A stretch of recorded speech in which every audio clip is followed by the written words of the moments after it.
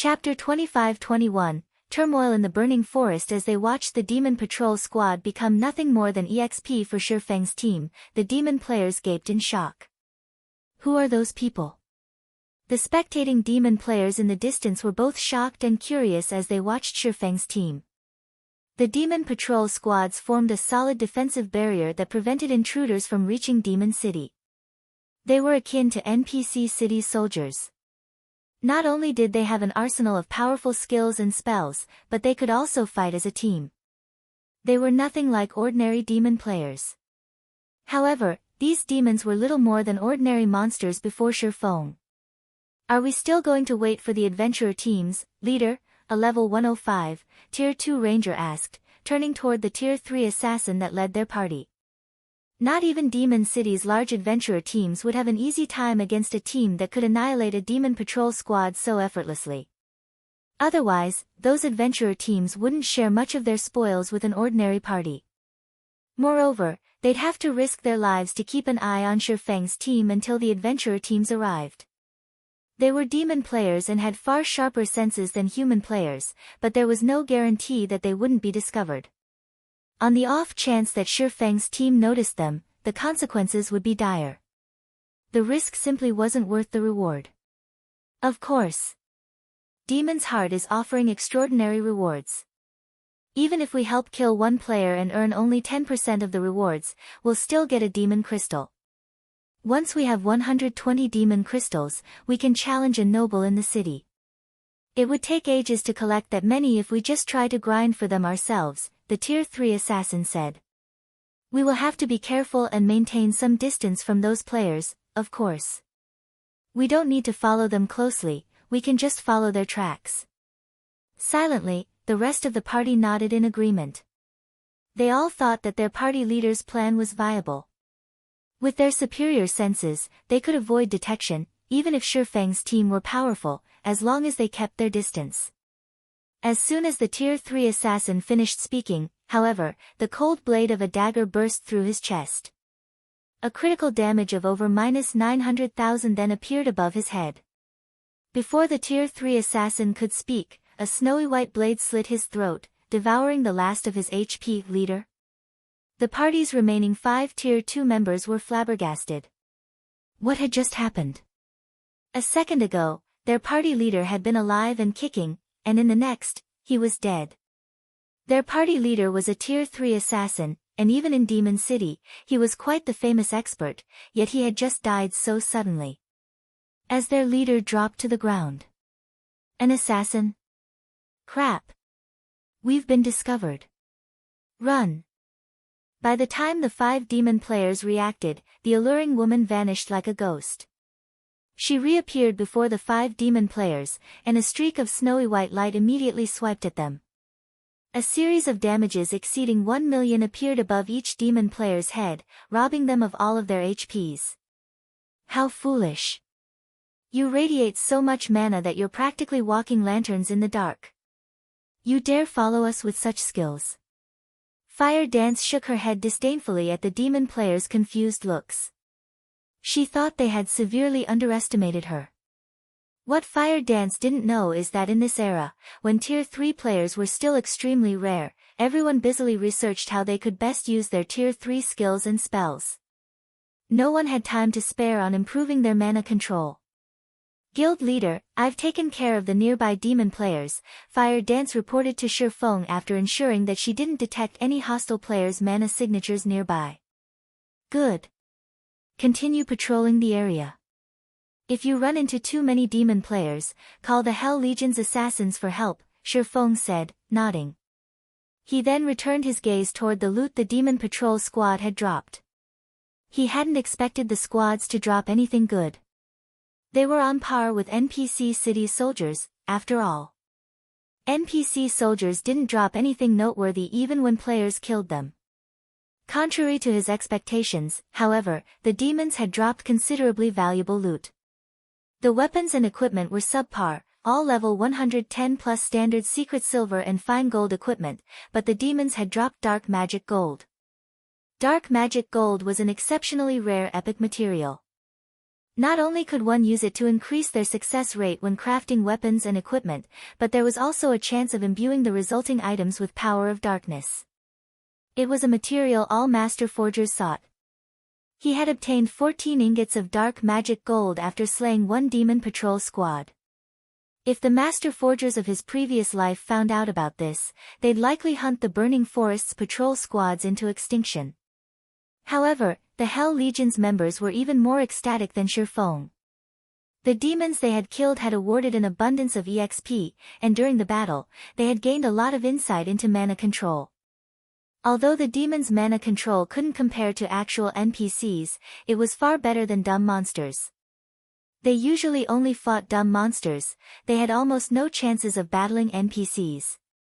Why wouldn't they be excited to pit their skills against demons that were as intelligent as true NPCs? Initially, the Hell Legion hadn't been particularly eager to attack Demon City, but this discovery had lit an enthusiastic fire in their hearts. While exploring the burning forest, the Hell Legion made no attempts to avoid demon patrol squads. Instead, they actively started to search for them.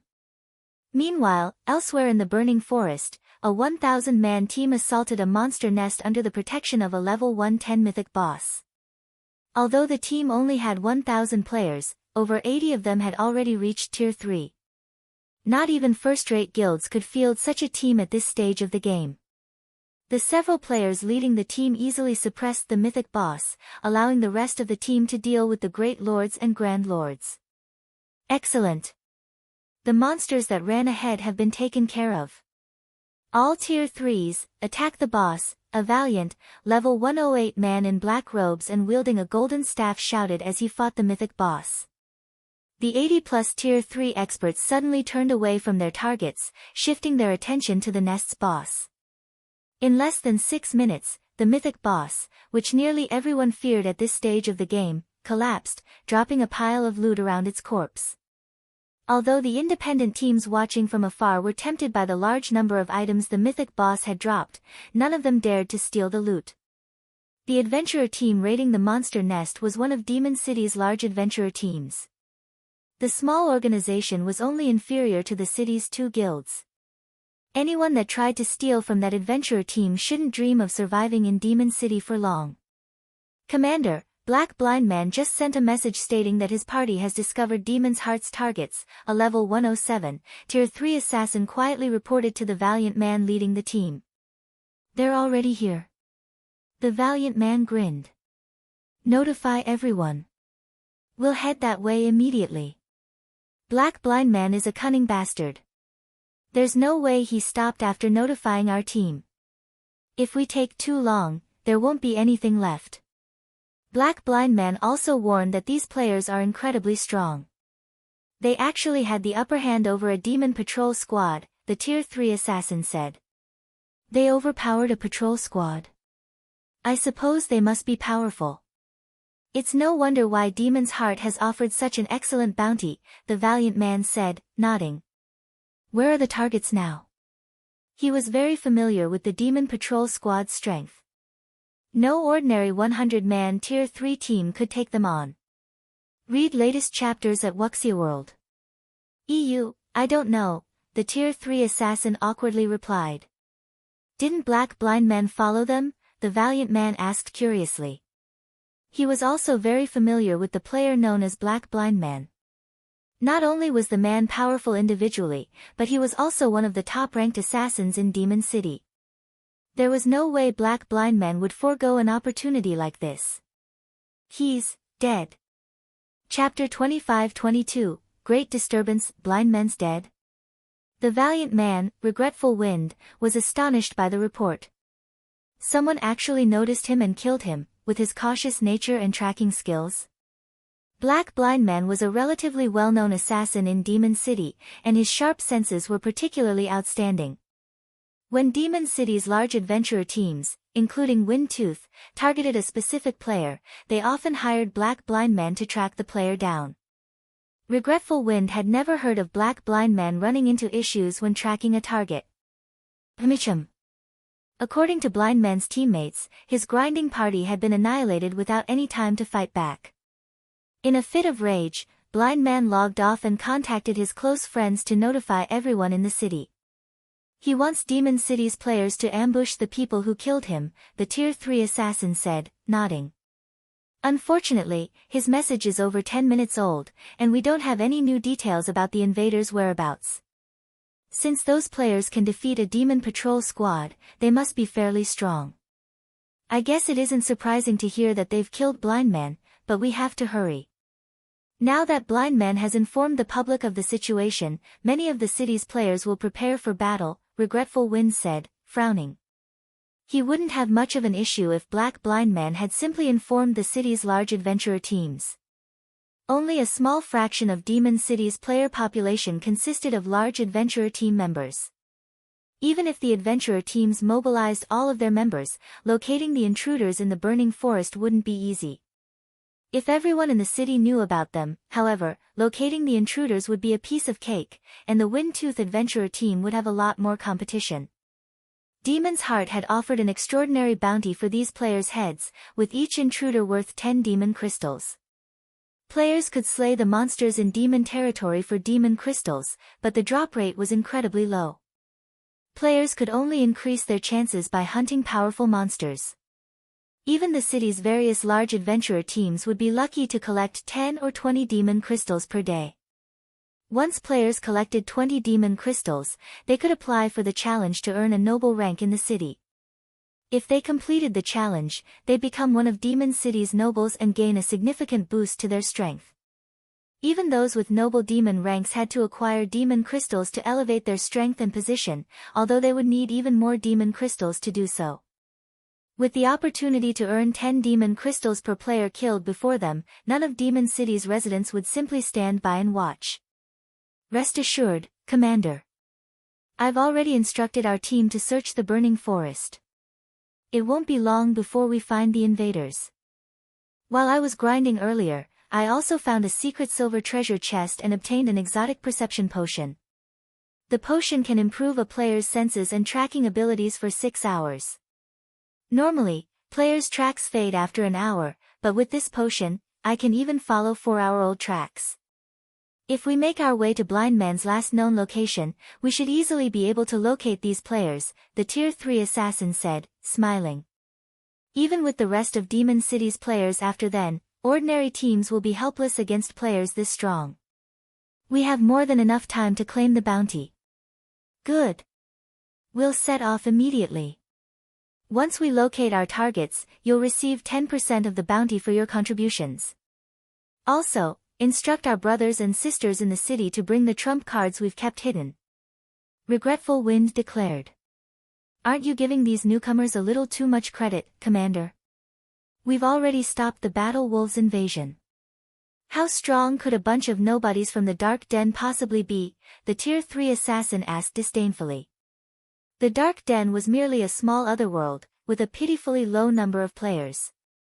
The otherworld's total player population didn't even come close to half of the players in an ordinary kingdom. The only advantages the Dark Den had were its impressive leveling environment and abundance of skill and spell books. There was no way such a small world could produce experts as powerful as those in Demon City. I know, but each of them is worth 10 demon crystals. Letting a single player escape would be a waste, and I doubt that Demon's Heart will be so generous in the future, Regretful Wind said. Regretful Wind had never once been wary of the invaders. Battle Wolves had tried to invade Demon City with over 100,000 experts, yet the Super Guild's army had been obliterated before it had even reached the city. If not even Battle Wolves could make it through the burning forest, what could a few hundred invaders accomplish? What Regretful Wind truly minded was the demon crystals Demon's Heart had offered. I understand. I'll notify our members in the city right away. The Tier 3 assassin then did as he promised. Meanwhile, a great disturbance had rocked Demon City. This is our chance to get rich. 10 demon crystals per person. We won't let anyone get in our adventurer team's way. The intruders have already appeared in the burning forest's outer region. Inform out nearby members immediately. We must find them before other teams do. Invader hunting team recruiting. Anyone who wants to earn demon crystals should apply quickly. As Black Blind Men's friends spread the word, everyone in Demon City was in a frenzy. Over 100,000 players rushed toward the burning forest like a bunch of madmen.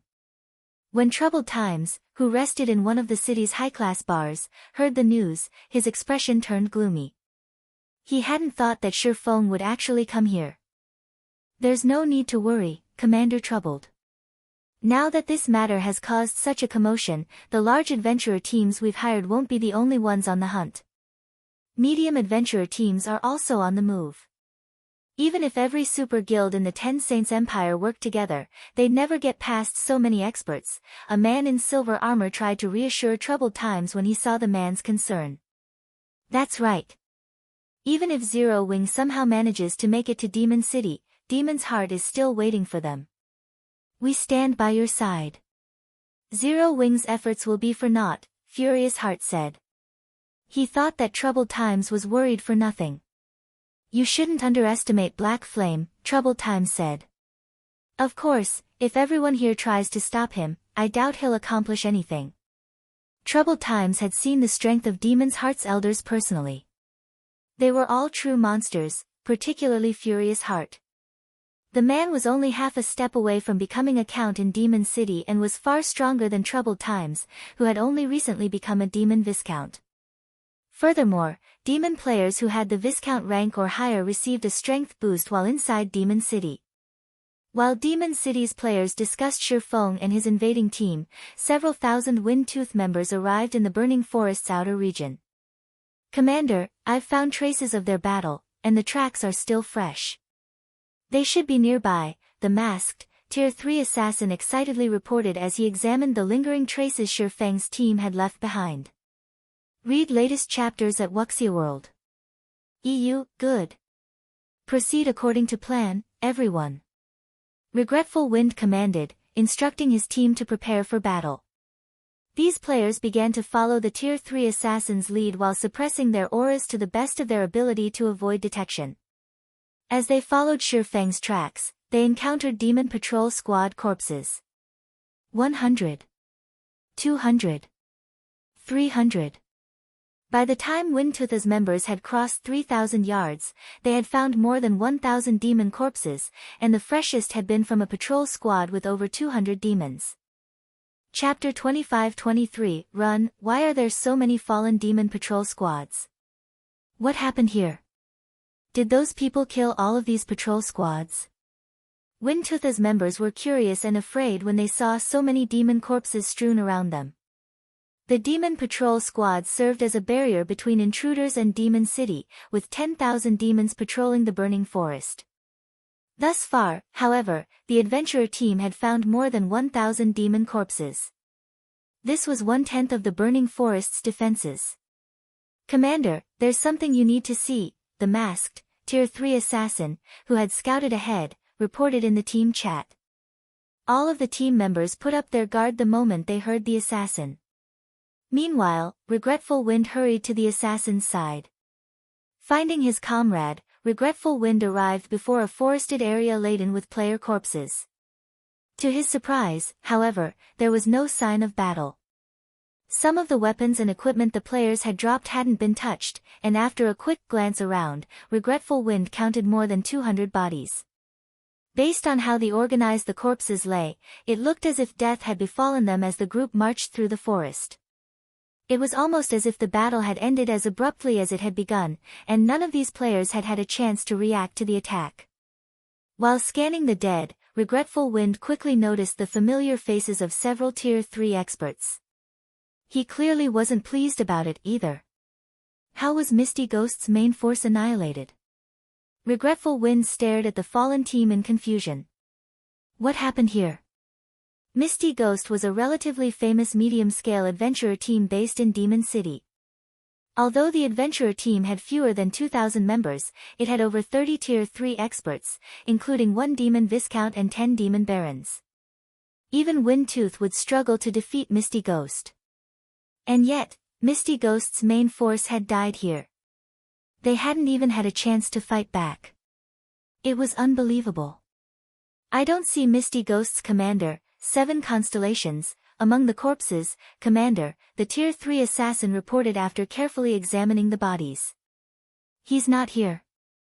Regretful Wind took a closer look at the slain players, as well, and just as the masked assassin had said, 7 Constellations wasn't present. He breathed a deep sigh of relief. 7 Constellations was Misty Ghost's sole demon Viscount and one of the top 10 assassins in the Demon City. Even Regretful Wind would have a hard time defeating the man. If 7 Constellations had died as suddenly as his team, Regretful Wind's prey would be far stronger than he has surmised. I have found traces of a battle. It's possible that he and his surviving teammates were involved, the masked assassin said as he looked toward the towering trees some distance away. The trees were large enough that it would take several people to wrap their arms around the trunks, but they had been sliced cleanly through. Moreover, lingering life auras clung to the trees. The fight wasn't that long ago. Misty Ghost's members must have encountered the invaders. They might still be fighting as we speak, Regretful Wind guessed, staring at the bisected trees. Notify the team. We're going after them, and we won't bother hiding our presence. Understood. The masked assassin nodded before contacting the team. Windtootha's several thousand members charged past the cut trees, and they made no attempt to hide. It wasn't long before they encountered another group boldly marching through the forest. The group had more than 4,000 players, and Windtootha's members tensed when they saw them. I see you've picked up the scent, as well, Old Wind, the savage woman carrying 2 dark blue axes and leading the group said, smiling at Regretful Wind. This is interesting. Now, all of Demon City's top 3 adventurer teams are here. I suppose this is only the second time since the fight with Battle Wolves, a dignified, debonair man carrying an ancient bow spoke up. When they heard the 2 leaders, Windtootha's members released a held breath. These 2 were the commanders from Crimson Sand and Eternal Night, 2 of Demon City's top adventurer teams. They were also Regretful Wind's old acquaintances. Indeed. The last time we worked together, we helped Demon's Heart secure more territory, Regretful Wind said. Smiling, he continued, well, how are we going to split the profits this time? Regretful Wind was very familiar with the 2 players before him. Since they had found each other in the forest, Windtooth had lost its chance to monopolize the bounty rewards. But the encounter also eased the pressure on Regretful Wind's adventurer team. No force that could instantly wipe out Misty Ghost's main force should be underestimated. Even Windtooth would suffer tremendous losses if it tried to take on such a force alone. If his adventurer team worked with Crimson Sand and Eternal Night, however, the 3 teams could minimize their losses and maximize their profits. There's not much to consider. We'll split them evenly. I'm sure you find this acceptable, correct? Helpless Smile, the bow-carrying man who commanded Eternal Night, said. Flame Feather, Crimson Sand's commander, nodded in agreement. Deal. That way, we won't have to compete for contribution and can divide the work, Regretful Wind replied without hesitation. If their 3 adventurer teams tried to outdo each other, the fight would descend into chaos. Doing so would only weaken their teams. The gains weren't worth the losses. Rather, they'd all be better off cooperating, maximizing their combat power. None of the 3 teams even considered that they might be ripped off by another. Each of the teams was on par with the others, and they all had around 3 or 4 demon viscounts and 30 demon barons. They each also had around 70 or 80 tier 3 experts. Good. That settles it. When we find the rumored monster, I'll hold him back. Old Wind and Smile, back me up from the sides, Flame Feather said.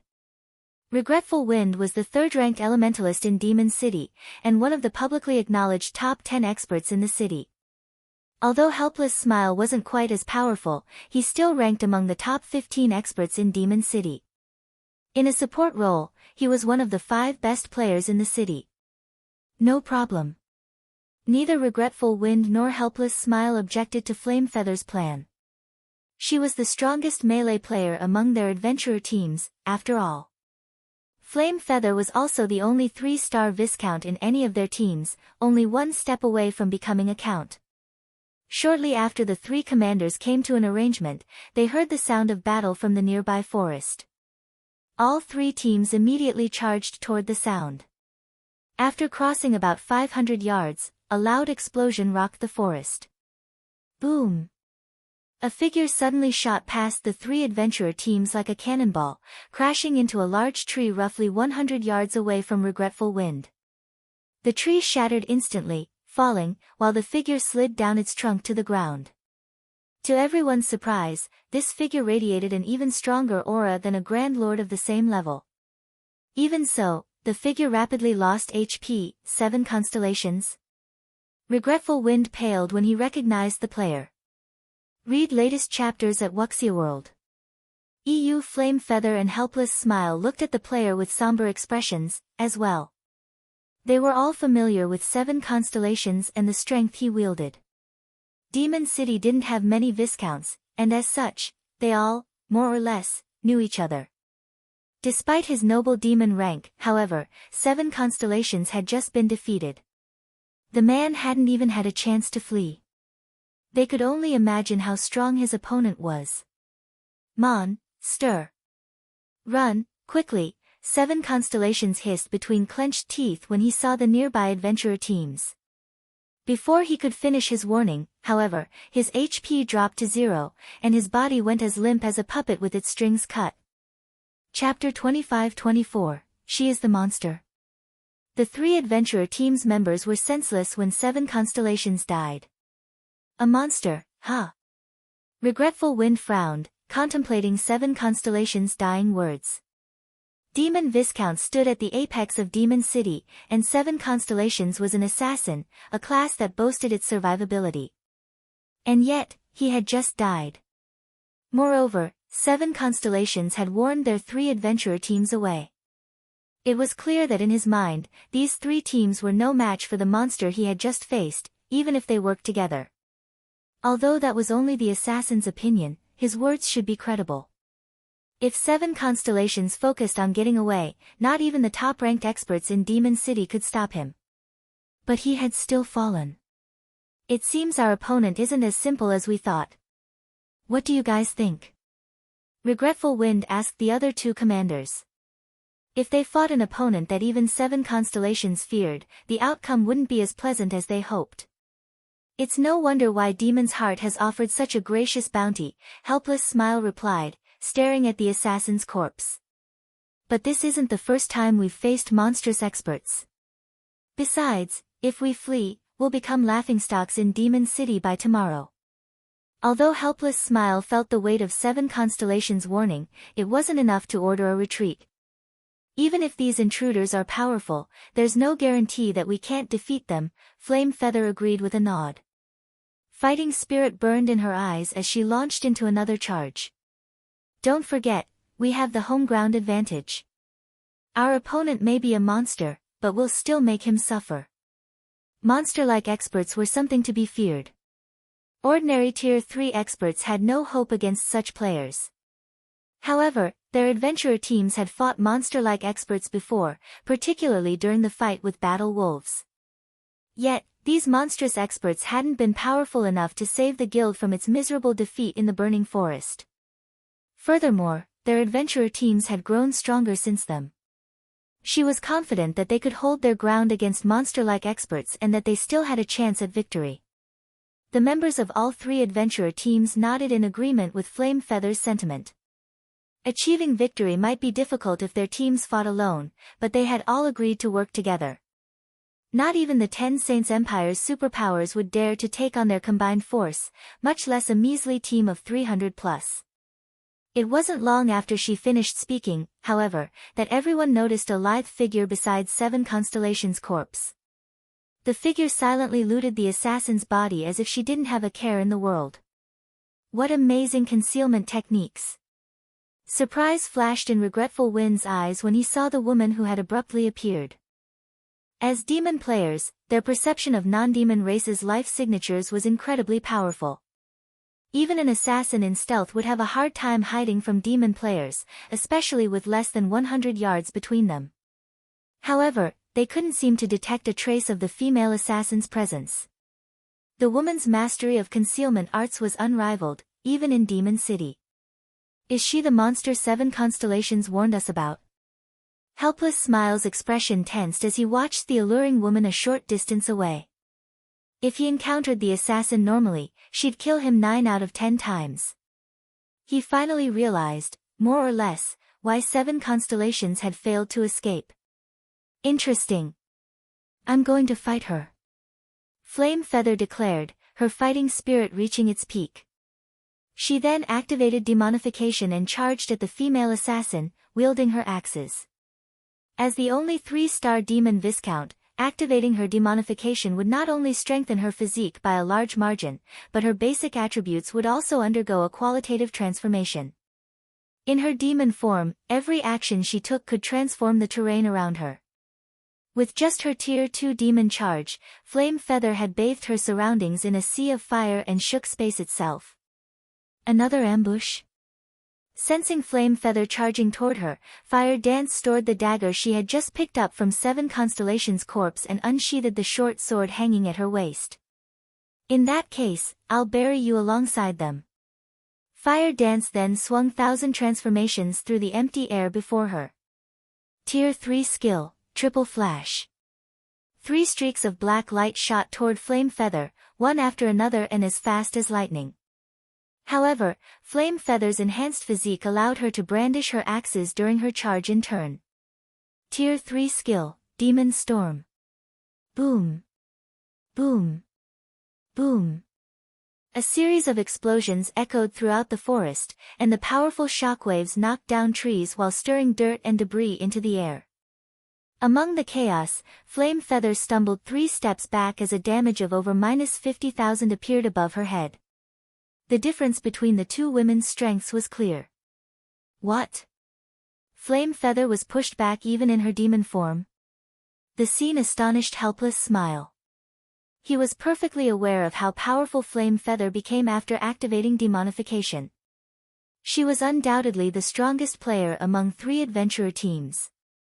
In her demon form, Flame Feather's Tier 3 skills were nearly as powerful as Tier 4 attacks, yet she had just lost a competition of strength against this human assassin. Amazing. It's no wonder why 7 constellations called you a monster and assumed that we're no match for you, Flame Feather said, the flame of passion in her eyes burning even brighter than before. She launched into another charge, continuing, if I were alone, I wouldn't be a match for you, but in this forest, I'm not your only opponent. Regretful Wind finished activating his demonification as Flame Feather finished her statement, and he began to chant an incantation. When he completed it, he slammed the butt of his staff on the ground, and a golden, 2-fold magic array appeared under his feet. Tier 3 spell, Earthen Roar.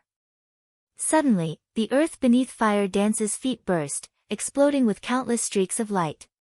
Meanwhile, Helpless Smile didn't waste time. After activating demonification, he pulled the string of his ancient bow and launched 6 arrows into the sky, which formed a 6-pointed star above the assassin.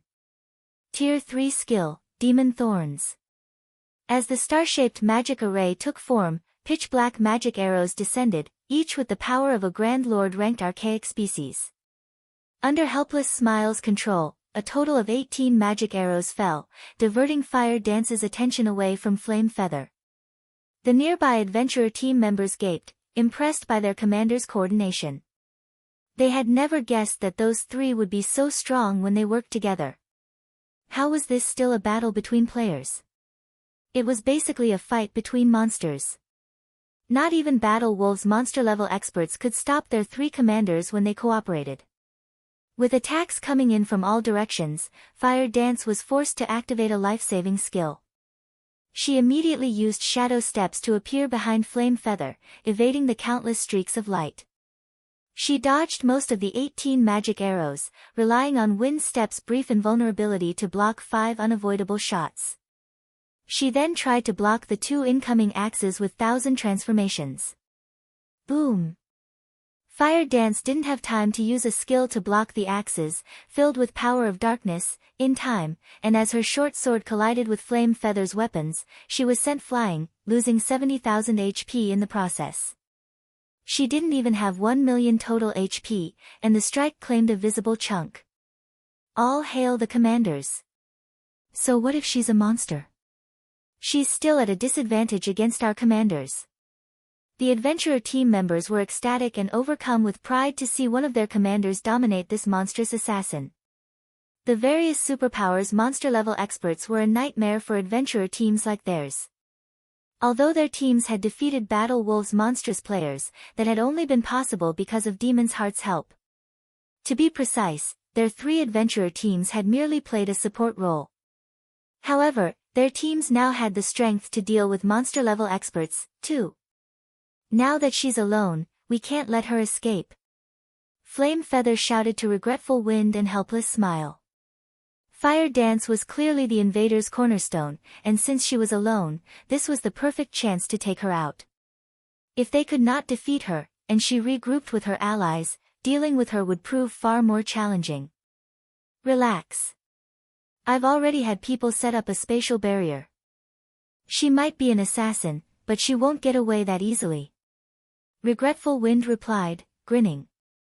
After witnessing the initial clash between Flame Feather and Fire Dance, Regretful Wind realized the importance of this battle. Hence, he had instructed his subordinates to set up a magic barrier before he had even joined the fight. He wanted to ensure that they could flee if they were no match for the assassin, and if they were, that they'd have an easier time taking her down. Although they now had the upper hand, killing a monster like Fire Dance wouldn't be easy, but with the magic barrier up, they could buy enough time to complete the task. Read latest chapters at Wuxia World. EU. Even as Regretful Words finished his statement, a gigantic barrier rose around the battlefield, covering a 200-yard radius. 88 magical class players powered the array, and not even a tier 4 mythic monster would find it easy to break out of. Good. Now, she's dead. Flame Feather sighed with relief as the barrier took effect. A second after the magic barrier completed, however, an arc of blue lightning struck from a distance. Boom! Everyone heard the sound of glass shattering as the sturdy barrier disintegrated into particles of light. As the adventurer team's members looked around in confusion, a deep voice reached them from the distant forest. It seems you've taken good care of my companion, but since you're looking for a fight, let me join in. Chapter 25. True Monster. When the 3 adventurer teams heard the deep voice, their expressions betrayed their apprehension. The 3 commanders were particularly tense as they continued their fight against Fire Dance. There's more than one monster. Regretful Wind's expression hardened while he watched the magic barrier fade away. 88 magical class players had powered that barrier. It should even withstand quite a few attacks from a mythic monster. And yet, that barrier had just shattered after a single attack. Another monster-level expert among the invaders was the only possible explanation, and this newcomer definitely had the strength of mythic monsters. He should be even stronger than the female assassin they currently faced. A single team has 2 monsters. Who are these people? Helpless Smile growled, frowning. He had never expected the invaders to have more than one monster-level expert. The 3 of them were already having a rough time trying to suppress Fire Dance. If another expert of her caliber joined the fight, they'd be in trouble. So what if there's another monster? Why should we fear them? Resolutely, Flame Feather reminded her comrades, don't forget that we have over 5,000 players, including 7 more demon viscounts and nearly 100 demon barons. What is one extra monster compared to our forces? The only reason the 3 commanders had attacked was to gauge how much they had improved since the war with Battle Wolves. Furthermore, ordinary Tier 3 experts would only get in their way in such an intense battle. If they had to face 2 monsters, however, the members of their adventurer teams could keep the second one busy. Even if their teams couldn't kill the other monster, they could buy enough time for the commanders to finish off Fire Dance. Eventually, their adventurer teams would secure victory, even if some of their members died. That's right. However, it seems we'll incur some losses in this operation, Helpless Smile said, nodding. He then gestured to one of his subordinates in the distance and said, Blue, lead our main force members to stop the other monster. Try to buy as much time as possible. Understood, the Tier 3 Shield Warrior, Blue Sea, responded. Mandala, take your group and go with them. Flame Feather ordered a Tier 3 Dark Druid on her team. Poison, I'm giving you command of our members, Regretful Wind shouted to the masked assassin named Poison Heart. If worst comes to worst, use that. Just make sure that you keep the second monster away from us for now. Are you sure that I can use it? Poison Heart instantly grew excited upon receiving permission from his commander. I promise, he won't get anywhere near you. Overhearing the order, both Flame Feather and Helpless Smile glanced at Regretful Wind in astonishment. What? Old Wind, you were the one who bought that thing during the last intermediate auction? Flame Feather blurted. There was only one item she could think of that could easily deal with monster-level experts, and it was one of the items that had appeared in the last intermediate auction in Demon City's auction house. Satan's Remnant Soul. That item was a true treasure. It would allow a player to transform into a Tier 4 Great Demon for a short time. Players would also have access to all the skills and spells in a Tier 4 Great Demon's arsenal. Satan's Remnant Soul's only flaw was its short, 30-minute duration. Even so, every demon player in Demon City had gone crazy over the item. Aside from the strength boost, Satan's Remnant Soul granted players better control over Power of Darkness, albeit temporarily. This experience would be immensely helpful when players took the challenges to increase their demon ranks. Just having a Satan's Remnant Soul in one's bag was a major deterrent for the city's various major powers. No power or adventurer team wanted to incur the wrath of a Tier 4 Great Demon, after all. When the Satan's Remnant Soul had been put up for auction, Demon City's various major powers had bid for it like madmen. Moreover, the seller didn't accept coins, but demon crystals, which were the standard form of currency in Demon City's intermediate auctions. In the end, someone had purchased the Satan's Remnant Soul for an astronomical sum of 1,000 demon crystals, but the buyer hasn't revealed their identity.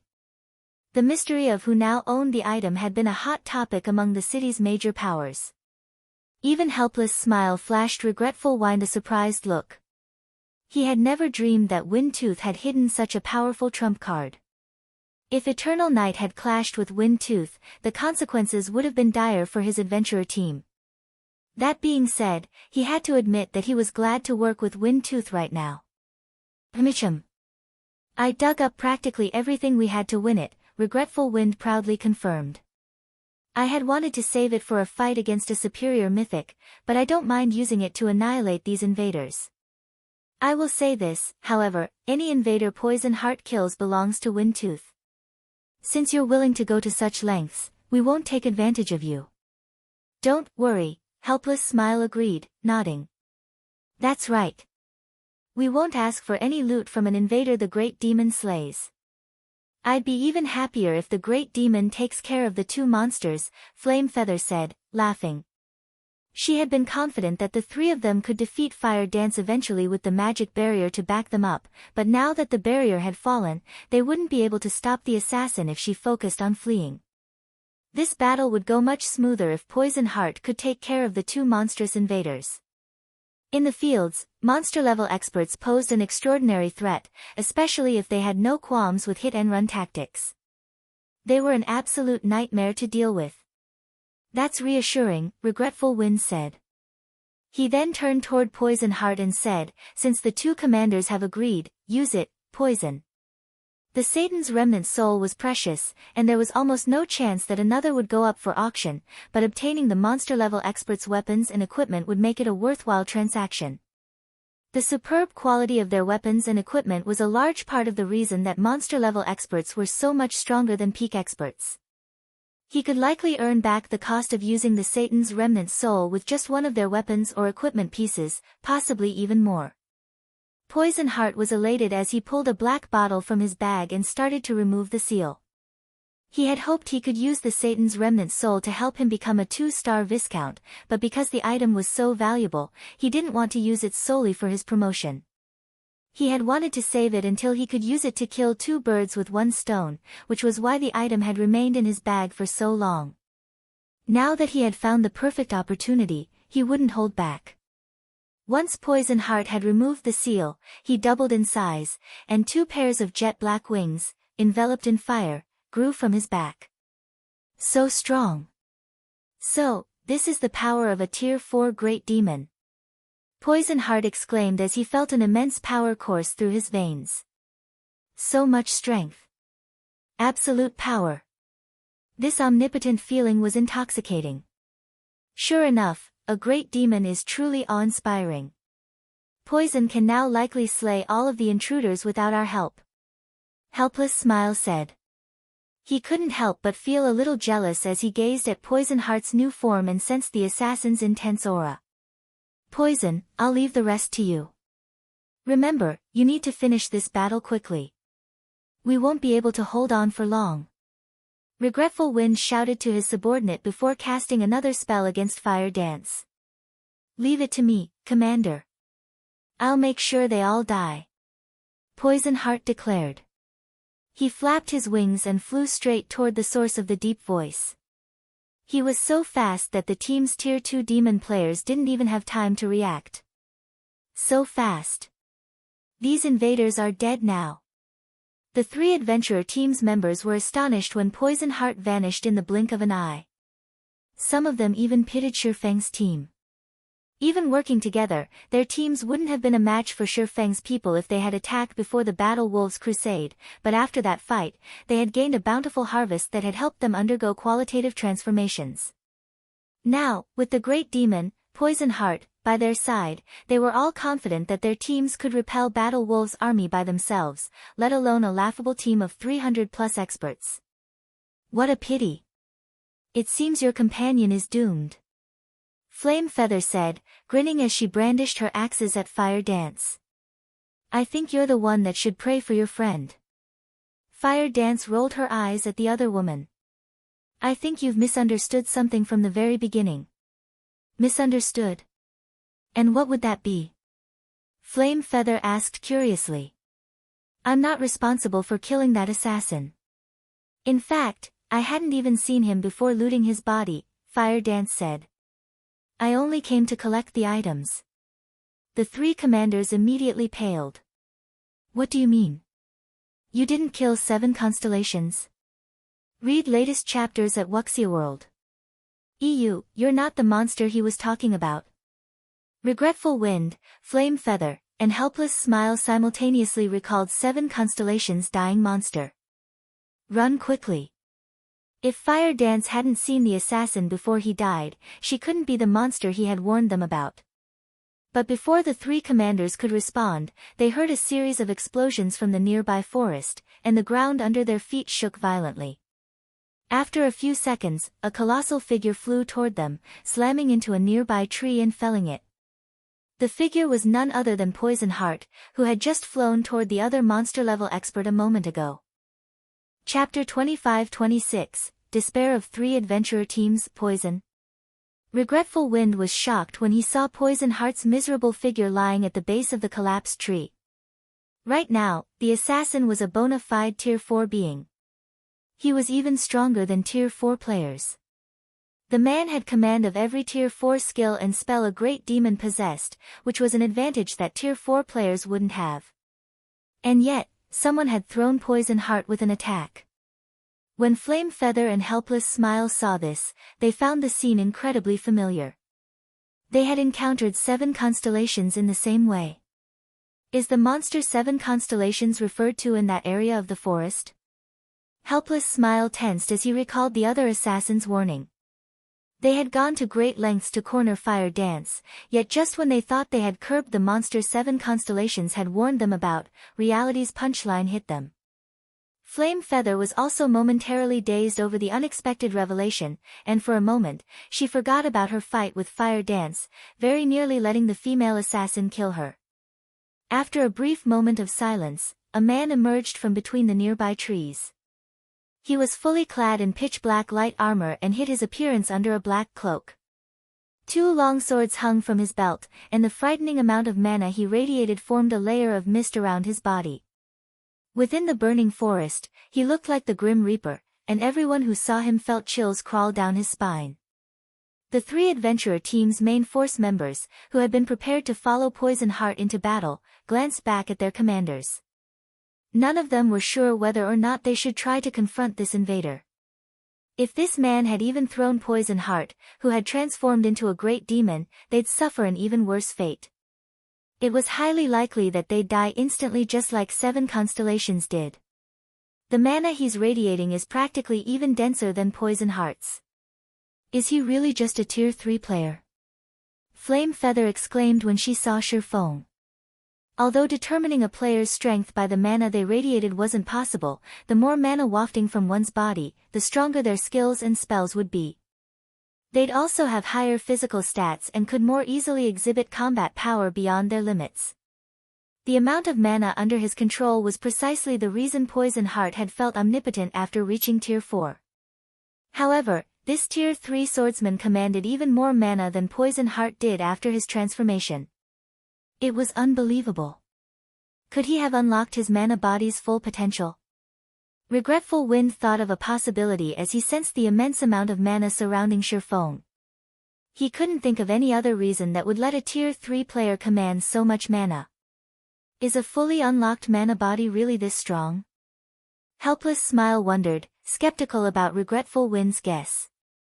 As demon players, unlocking their mana body's potential proved far more difficult than it was for human players because their body's structure was completely different. Hence, Demon City's players hadn't paid much attention to their mana body's potential. They felt that raising their demon ranks was a better use of their time.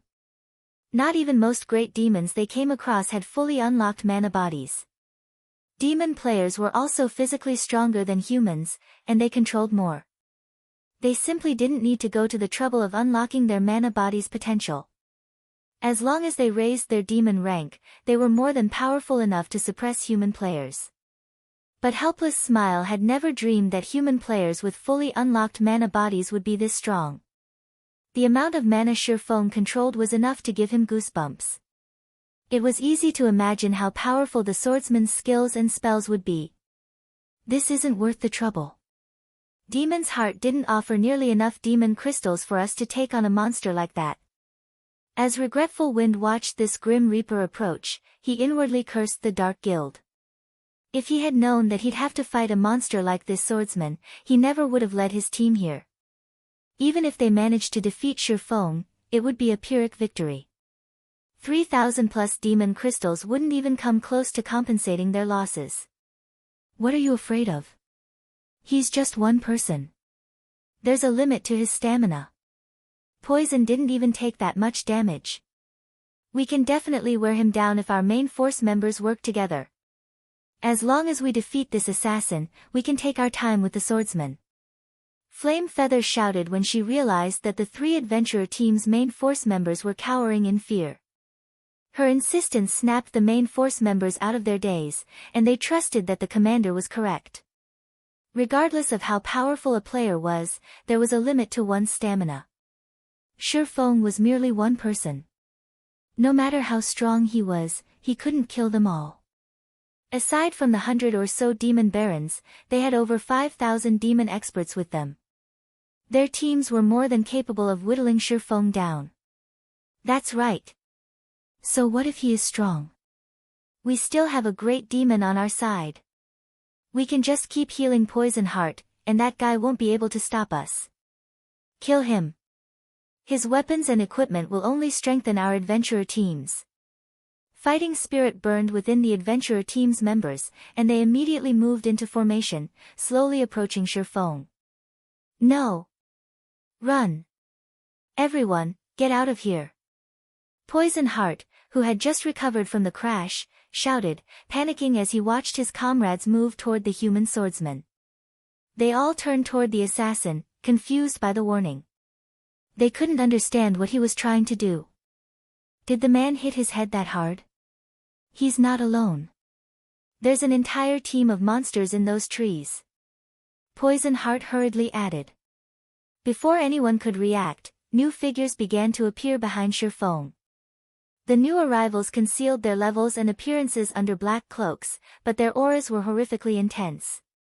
The several players leading the group had such a powerful combined aura that the adventurer team's members felt stifled.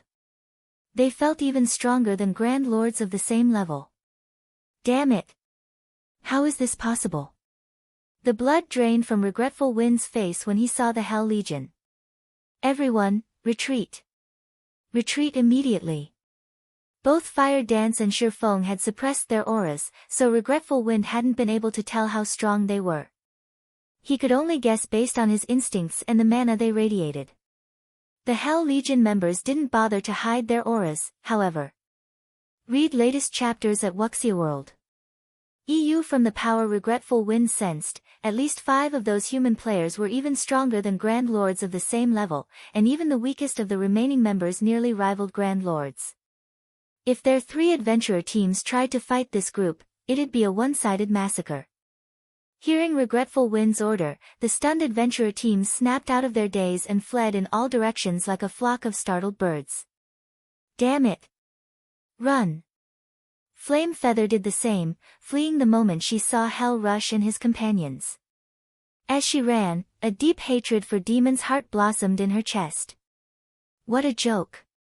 The enemy team had at least 6 monster-level experts, and more than 300 of them could rival Grand Lords of the same level. This was no longer a force that Demon City's powers could take on individually. They'd only have a chance of defeating these intruders if they gathered all of the combat power in the city. Anyone that tried to fight these human players on their own would be digging their own grave. Escape? Don't you think it's a little late for that? When the 3 adventurer teams began to flee, Shifeng turned to the Hell Legion and growled, "Kill them. Leave none alive." Chapter 25-27, Sweeping Victory. As soon as Shifeng gave the command, the Hell Legion pounced on the fleeing demon players like ravenous tigers. Although demonized players' physiques and basic attributes were superior to ordinary human players, and they could run much faster than humans, the Hell Legion's members were among the best in Netherworld Empire. Moreover, they had some of the best equipment available in God's domain at this stage of the game. Including their special bloodline, their basic attributes were even higher than the adventurer team's demonized members. The Hell Legion's experts caught up to the fleeing adventurer teams in no time at all. Damn it! They're too fast. You think you can bully me? I'll fight you to the death. I refuse to believe I can't defeat at least one of you. Realizing that escape was impossible, the adventurer teams turned and decided to stand up to the Hell Legion. Over 1,000 Tier 2 experts tried to meet the incoming Hell Legion experts, and although they knew they had a basic attribute advantage, they moved into defensive formations, with MTs on the front line and ranged players in the back. Their coordination was smooth, giving the Hell Legion's experts no chance to face them one-on-one. Skills and spells proceeded to fly toward the Hell Legion, adding colorful lights to the Crimson Forest. Boom! Boom! Boom! As the attacks landed, countless explosions echoed throughout the forest, and thick smoke filled the area as if it had just been bombed from above. Trees caught in the crossfire were blown to smithereens. You guys might be powerful, but I refuse to believe that you can take so many attacks without taking damage. The 3 adventurer team's attacking members looked smug when they saw that they had transformed part of the forest into an empty flatland. They also grew more confident about facing the Hell Legion. When they usually worked in teams of 100 or less, they were helpless against peak experts, but with over 1,000 players attacking in formation, they could launch a continuous assault on a single point. The Hell Legion members shouldn't think they could approach so easily. Before the adventurer teams could celebrate, however, the Hell Legion's members emerged from the cloud of smoke. Not one of the human experts had lost a single HP after the bombardment, much less suffered any severe injuries. Their steady advance seemed like those attacks had meant nothing to them. How is this possible? The 3 adventurer team's offensive members were stupefied. Even peak experts would have to take cover against their frenzied attacks, yet these experts continued to advance like nothing had happened. They hadn't pushed them back in the slightest. In fact, the Hell Legion was even closer now. The adventurer team's main force members, who had long since fled, shook their heads at the scene. How can anyone think those experts would be so easy to defeat? Players that hadn't yet reached Tier 3 simply couldn't understand how terrifying Tier 3 players were. That bombardment wouldn't even have damaged the Adventurer team's Tier 3 players, much less the Hell Legion. With the extraordinary physique and basic attributes Tier 3 players had at their disposal, evading most Tier 2 players' skills and spells was a piece of cake. Even if they couldn't dodge the more flexible and accurate attacks, they could block them. Without tremendous power, Tier 2 players would have an incredibly hard time dealing damage to a Tier 3 expert. At worst, they'd only lose some stamina and concentration. In an instant, the Hell Legion's experts arrived before the Adventurer team's frontline MTs. Streaks of light struck the MTs' vitals, dealing hundreds of thousands of damages and plundering all of the MTs' HPs. From afar, it looked like the MTs had been cursed as they fell, one after another. Over 1,000 experts from the 3 Adventurer teams had fallen in just a dozen or so seconds. The remaining players, who had pondered staying for the fight, gasped. They had already known the difference between the two sides' combat power was massive, but they had never dreamed that it would be this huge. Every player that had chosen to fight had fallen in the initial clash. Only the Adventurer team's main force members weren't surprised. In truth, the Hell Legion didn't just have incredible basic attributes, their combat standards were also absurdly high. Unlike Shifeng and Fire Dance, the Hell Legion's experts made no attempt to hide their combat standards, which made it easy for the main force members to notice. Meanwhile, from what they could tell, even the weakest human player of the team had reached the Flowing Water Realm, while most of the Hell Legion had reached the Void Realm. The 3 Adventurer team's commanders had only recently reached the Void Realm, and none of their teammates had caught up to them. The Hell Legion continued to cull the 3 Adventurer teams like the Grim Reaper himself. Their assault was unstoppable. The Adventurer teams didn't even have the chance to buy their commanders any time. At this point, only the 3 commanders and Poison Heart, who was still a Tier 4 Great Demon, had any chance of escape. However, Shifeng, Hell Rush, and the others had suppressed the 4 demon players, who rapidly lost HP. In less than 10 minutes, the forest floor was covered in several thousand demon player corpses. None of the 3 Adventurer team's members had gotten away with their lives. Demon City, Demon's Heart's residence. Commander Troubled, what do you think of the training room we've constructed? Furious Heart asked, smiling as he gestured to the marble building before him. It's amazing. The darkness energy seeping from it is already so dense. If demon players train in the building, they'll most likely climb to the Baron rank very quickly. They might even meet the conditions to reach the Viscount rank, Troubled Time surmised, shocked as he examined the training room bathed in darkness energy. Raising their nobility ranks wasn't easy for demon players. Not only did they need enough demon crystals, but they also needed to pass a test. Aside from their combat power, players would be tested on their ability to manipulate darkness energy. Unfortunately, even in demon territories, areas with dense darkness energy were incredibly rare, so demon players didn't have many opportunities to control high amounts of darkness energy. The Dark Den was a special case since many areas of the Otherworld were rich in darkness energy and helpful to demon players as they trained. However, Demon's Heart had successfully constructed its own training room, containing an abundance of darkness energy. The guild's foundations were nearly unshakable. This training room will even be helpful to those trying to secure their Count rank, not to mention Viscount rank, Furious Heart said, chuckling. However, our guild has spent most of the darkness crystals and primal darkness stones we've accumulated thus far to construct the room. I see. That's why its darkness energy is so dense. Realization dawned on Troubled Times. Darkness crystals and primal darkness stones were both far more valuable than magic crystals and mana Oregon. Both items contained high amounts of darkness energy and were significantly helpful to demon players. However, these darkness-attuned crystals and ores were immensely difficult to obtain. Players were rarely willing to invest them in a large training room's construction. We've only accomplished the feat thanks to the alliance our vice guild leader has secured. He is currently in the midst of negotiating our continued partnership, and if he succeeds, he intends to share a portion of the resources with the Sentinel Shelter.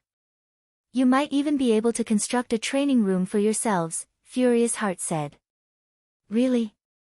Troubled Time's eyes glowed at the prospect. If the Sentinel Shelter could construct its own darkness-attuned training room, even if it were only a small training room, he wouldn't have to worry about his shelter's development. The Sentinel Shelter might even become strong enough to rule over all of the Dark Den, not to mention becoming the #1 shelter. Commotion. Furious Heart nodded, smiling. Once you grow a little stronger, the Vice Guild leader also intends to provide enough resources for you to become a demon count. You will stand at the peak of God's domain, Commander Troubled. Elder Heart, please inform Vice Guild leader Flaming Light that he has nothing to worry about. The Sentinel Shelter will not disappoint him. I guarantee that we will become Demon's Heart's second major city, Troubled Times said. He could not help his growing excitement when he heard that Demon's Heart would help him with his promotion to Demon Count. Becoming a Demon Count wasn't an easy task. Once a Demon player earned the Count rank, their strength would undergo a qualitative transformation. Like in the various NPC kingdoms and empires, players were considered high nobles once they reached the rank of Count and above, enjoying unimaginable status. As a Count, Troubled Times was sure he could even defeat Shurfeng. Read latest chapters at Wuxia World. EU. Just as Furious Heart was about to continue, however, a Tier 3 assassin frantically approached him. Elder Heart, we just received information regarding Zero Wing, the assassin hesitantly reported. It seems the 3 adventurer teams finally found them. Zero Wing certainly knows how to hide, Furious Heart said, smiling. Well? What's the situation? Have Zero Wing's members been dealt with? No. Windtooth, Eternal Night, and Crimson Sands teams have been annihilated, the assassin said, shaking his head. Grimly, he continued, a dozen or so medium adventurer teams and several dozen small adventurer teams have also been eliminated. Tens of thousands of players have died in the Burning Forest. As for the several hundred scouts we've dispatched, none have returned alive, but according to their offline reports, Zero Wing's members are nearly at Demon City's gates. They'll likely reach the city's entrance in about 10 minutes. Chapter 25-28, Commotion in Demon City. When the Tier 3 assassin ended his report, everyone present fell silent, staring at the assassin in astonishment. What did you say? Annihilated? Although the strength of those 3 adventurer teams is subpar, they should have a total of 10 demon viscounts and nearly 100 demon barons. The number of Tier 3 experts they have should also exceed 200. With them in the way, even a superpower's trump card legion shouldn't dream of gaining any advantages in the Burning Forest. How could a measly team of 300+ players possibly annihilate them? Tens of thousands of people got killed. Are those people idiots? The several Demon's Heart elders present instinctively refused to believe the assassin's words. Although they knew that Shurfeng's team possessed extraordinary strength, Shurfeng's team hadn't been in the Burning Forest for even a day. Despite that, they were being told that Shurfeng's team had annihilated Demon City's top 3 adventurer teams along with several tens of thousands of other players. Moreover, none of the scouts that came across Shurfeng's team managed to return alive. As icing on the cake, Shurfeng's team was supposedly only a dozen minutes or so away from reaching Demon City. This was ludicrous. Previously, Battle Wolf's army hadn't even managed to reach Demon City's gate before getting annihilated. Now, however, a measly team of 300+ players was actually about to reach Demon City. Who would believe this? He really came. Troubled Times was stunned when he heard the assassin's report. They were currently in demon territory. This wasn't a place human players could enter casually. Back then, when Troubled Times heard that Shurfeng had declared that he would come to Demon City to hunt him down, Troubled Times had taken it for a joke. After all, Shurfeng simply didn't understand how frightening demon territories were. In Troubled Times' opinion, let alone reaching Demon City, Shurfeng would be fortunate to survive in the Burning Forest for a few hours. After all, no matter how powerful Shurfeng was, he was still a player. There was a limit to his stamina and concentration. In the expansive Burning Forest, non-demon players were subjected to the corrosion of darkness energy, which increased their stamina and concentration consumption substantially. Even with a team of 300 plus Tier 3 experts, it should still be impossible for Shifeng to reach Demon City. Now, however, not only was Shifeng's team close to reaching Demon City, but he had even killed Demon City's top 3 adventurer teams along with tens of thousands of other demon players. This was simply unbelievable. However, shortly after Troubled Times and the others received this piece of news, a commotion occurred at Demon City's main entrance. This was because a group of human players had appeared a short distance from Demon City. These human players numbered over 300, and they were none other than the team Demon's Heart had placed a bounty on. In this situation, the demon players residing in Demon City could not help but panic. What's going on? How did they get here? Why wasn't there any news about them? Didn't the top 3 adventurer teams leave to hunt them just now? They must have gotten lucky and avoided detection. Otherwise, how could they get here so quickly and intact? Impossible. Even if the top 3 adventurer teams did not find them, there are still several dozen others that joined in on the hunt. At least one adventurer team should have come across them. And so long as even one did, the other adventurer teams would have received news about it right away. It should be impossible for these invaders to evade detection completely. When Shifeng's team suddenly appeared outside Demon City, the players standing on the city's walls were filled with both surprise and curiosity. They never thought that human players could actually cross the burning forest and get to Demon City without an invitation. This was the first time a situation like this had occurred since Demon City's construction. Of course, there's no news about these invaders, as everyone that came across them had gotten killed. A friend of mine was one of the players that joined the hunt. Despite the adventurer team he belonged to having over 1,000 members, none of them managed to make it out alive after coming across the invaders. According to what I heard, the top 3 adventurer teams also got annihilated. They're just keeping their mouths shut all this time to prevent information leaks. As the ordinary players on top of the wall were discussing the situation, a Tier 3 expert rolled his eyes at their ignorance and revealed the truth to them. Upon hearing the Tier 3 players' revelation, the ordinary players were stunned. At the same time, though, they eyed the Tier 3 expert skeptically, suspecting that this expert was playing a joke on them. It seems the rumor I heard coming from Demon's Heart's members is true, after all. These invaders really did kill tens of thousands of experts. Another Tier 3 expert, who originated from a medium-scale adventurer team and had just arrived on the wall, commented upon seeing Shifeng's team in the distance. This Tier 3 expert's words threw everyone present into an uproar. What? The tens of thousands of experts that joined the hunt got annihilated? Who are these invaders? They're not really here to kill Troubled Times, right? It seems Demon's Heart has met its match. I wonder which side is stronger. Do you even have to ask? It's definitely Demon's Heart. Don't forget that this place is Demon City, the main headquarters of Demon's Heart. These 300 plus invaders might be amazing out in the fields, but they're asking for death if they think they can do whatever they want inside Demon City.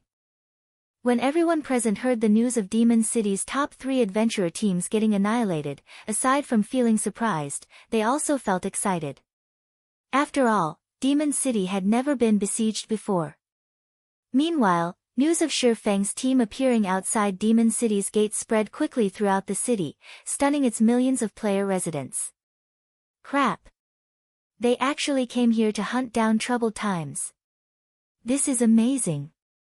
I wonder how Demon's Heart plans to deal with this situation. I doubt Demon's Heart will let these people do anything. However, these people aren't pushovers either. If even the top 3 adventurer teams are not a match for them, Demon's Heart should have a tough time too. Everyone inside Demon City discussed this matter, spreading Zero Wings fame across the city. However, everyone was more curious about Demon's Heart's response to this situation. After all, even the city's top 3 adventurer teams had suffered annihilation. Shifeng's team might not be capable of breaking into Demon City, but it was more than capable of camping out in the fields and targeting Demon's Heart's members that were trying to grind. That would stunt Demon's Heart development. Read latest chapters at Wuxia World. EU. Meanwhile, news of Shifeng's team's arrival also quickly reached Demon's Heart's residence. And when Troubled Times heard about this, his complexion turned deathly pale. He never thought that Shurfeng would get to Demon City so soon. He had witnessed the swordsman stopping a demon king's hand before. If Shurfeng sneaked into Demon City and secretly took action against him, Troubled Times was almost certain to lose his life. Commander Troubled, you can rest easy. So what if Black Flame has arrived? This is Demon City. Furious Heart said when he saw the ugly look on Troubled Times' face. He then smiled and continued, however, Zero Wing has been acting arrogantly for long enough. They aren't even bothering to sneak around to take action. They are indeed very arrogant. They actually dare camp in front of our front gate and let everyone know of their arrival, a Tier 3 elder wearing black robes ranted. In my opinion, we should just deploy the city's Tier 4 demon guards and get rid of them. Otherwise, they'll really think that they can do anything they want to Demon City just because they eliminated the city's top 3 adventurer teams. Forget it. The demon guards are one of Demon City's trump cards. It costs a lot of demon crystals to dispatch them. It's not worth it just to deal with Zero Wing, Furious Heart said, shaking his head. Moreover, both the guild leader and the vice-guild leader are not on the eastern continent right now. This isn't a decision we can make. Have someone notify Zero Wing's people that Demon's Heart is taking charge of this matter and that they've already caused enough of a ruckus. It's time to put an end to this fuss. If they retreat now, there will still be grounds for reconciliation and opportunities for partnership between our two guilds. Otherwise, this matter won't end so easily. The future god's domain no longer belongs to regular guilds. I believe they should understand this point very clearly. Alright. I'll have someone notify them.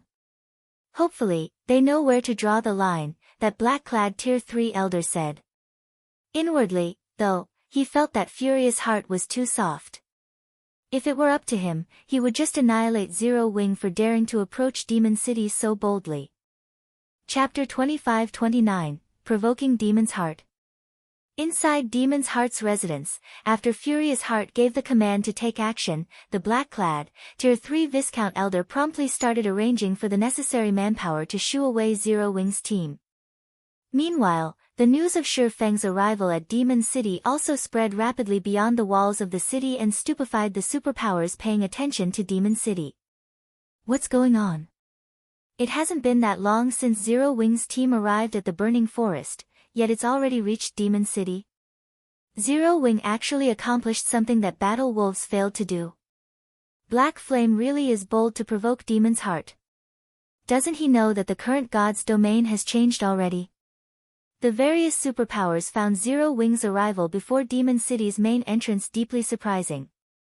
The current god's domain was no longer the same as before. The activity of dark players in level 100 neutral maps was expanding. Moreover, the strength of dark players was growing rapidly, at a rate frightening even to the various superpowers. Meanwhile, one of the fastest developing dark powers was Demon's Heart. Not only did Demon's Heart boast a large number of experts, but its guild members were also improving at a flying pace. It was no exaggeration to say that, so long as a member of Demon's Heart reached Tier 3 as well as the rank of Demon Baron, they would instantly become an existence rivaling Tier 3 peak experts. In fact, their survivability out in the fields would be much stronger than human peak experts. Moreover, unlike regular players, dark players received rewards and improvements from killing other players. They had a much greater advantage when it came to leveling and upgrading their weapons and equipment. Even though dark players were a minority in God's domain, they were now strong enough to go up against regular guilds in level 100 neutral maps. This was why many independent players were opting to become a dark player, which, in turn, continuously increased the dark player population in God's domain. This change drove the incredibly fast growth of the various dark powers. Of course, the rapid development of dark players came with a price. Compared to regular players, the penalty dark players suffered for death was many times greater. Hence, in order to avoid death, current dark players were limiting their sphere of activities instead of rampantly clashing with regular players.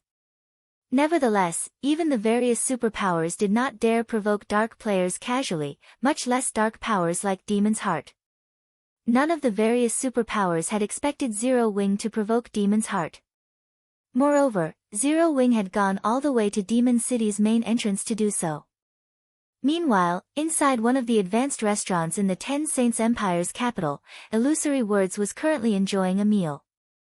Midway through her meal, however, a Tier 3 assassin barged into her private room with a tense expression on his face.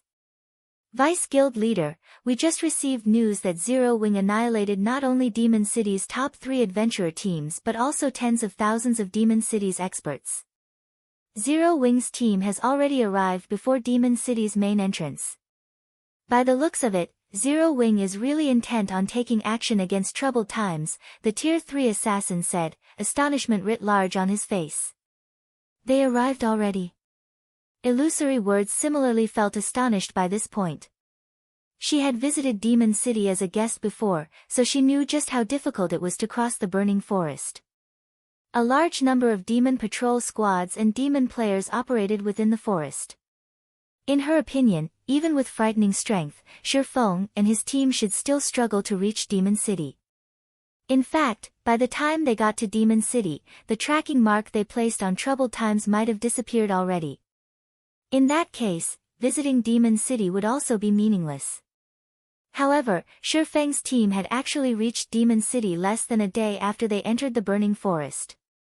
Moreover, they didn't arrive at the city by covert means but walked straight to the city instead. We also found out a little regarding the relationship between Troubled Times and Demon's Heart, the Tier 3 assassin said. Troubled Times' Sentinel Shelter is Demon's Heart's most important pawn in the Dark Den. Demon's Heart is even planning to turn the Sentinel Shelter into its main headquarters. In addition, Troubled Times fought alongside Flaming Light, one of Demon's Heart's Vice Guild leaders, during the early stages of God's Domain. Although the two of them eventually chose different development paths, Troubled Times is now one of Flaming Light's trusted aides, due to his excellent strength and talents. He's actually Flaming Light's confidant. Illusory Words frowned at this situation. If this really is the case, then Zero Wing will have difficulty killing Troubled Times. Flaming Light is extremely protective of his own people, especially his confidants. Moreover, Troubled Times is taking shelter inside Demon City. Hopefully, Guild Leader Black Flame doesn't act too rashly. Flaming Light was famous on the Eastern Continent. A part of the reason why the Ten Saints Empire's various superpowers currently feared Demon's Heart was Flaming Light's presence. In fact, Flaming Light had even wrung multiple concessions from the Super Guild's Sacred Temple regarding resources. Despite the Ten Saints Empire being the Sacred Temple's home base, the Sacred Temple still had no choice but to concede to Demon's Heart's demands. This situation had greatly confused the Ten Saints Empire's various superpowers, as well as made them increasingly fearful of the Dark Guild. Setting aside whether Zero Wing could kill Troubled Times inside Demon City, even if the Guild killed Troubled Times in the outside world, it was still highly likely to anger Flaming Light. If that happened, then the efforts Zero Wing had made to ensure its smooth development in level 100 neutral maps would go to waste, and the Guild would be plagued with endless troubles once more. After all, the current God's Domain had already changed. The advantages Dark players had over regular players were simply overwhelming. While the Ten Saints Empire's various superpowers were secretly discussing Zero Wing, another commotion occurred at Demon City's main entrance. The reason for this commotion was Demon's Heart's members making an appearance. In the next moment, Demon City's gate opened slowly. A 1,000-man team led by Tier 3 experts then marched out of Demon City. Every one of these members from Demon's Heart sported uniform weapons and equipment. Moreover, these weapons and equipment were of considerably high quality, with even the weakest piece being level 100 fine gold rank. In addition, every member of this team was a noble. Just the number of players emitting power of darkness at the standard of demon viscounts numbered as many as 20. Standing in the head of this team was a burly man geared in exquisite armor. The spectating players present gasped in shock at the sight of this man. Crap! Rebellious Thunder, the vice commander of Demon's Heart's main force, showed up. What a powerful pressure! So, this is the strength of a demon count. When the players standing atop the city's walls saw the burly man, awe filled their eyes. The Count rank was something all demon players aspired to. However, it was beyond the reach of most demon players. The reason for this wasn't just the astronomical amount of demon crystals required to challenge the test to become a demon count but also the test's great difficulty. Even now, aside from Demon City's two main guilds, no other power boasted a demon count among their ranks.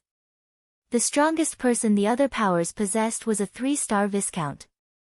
Players that had become demon counts were treated with respect by even great demon NPCs because tier 3 players at the demon count rank were already strong enough to go up against great demons. Their becoming a tier 4 great demon in the future was also only a matter of time. They actually sent a demon count out.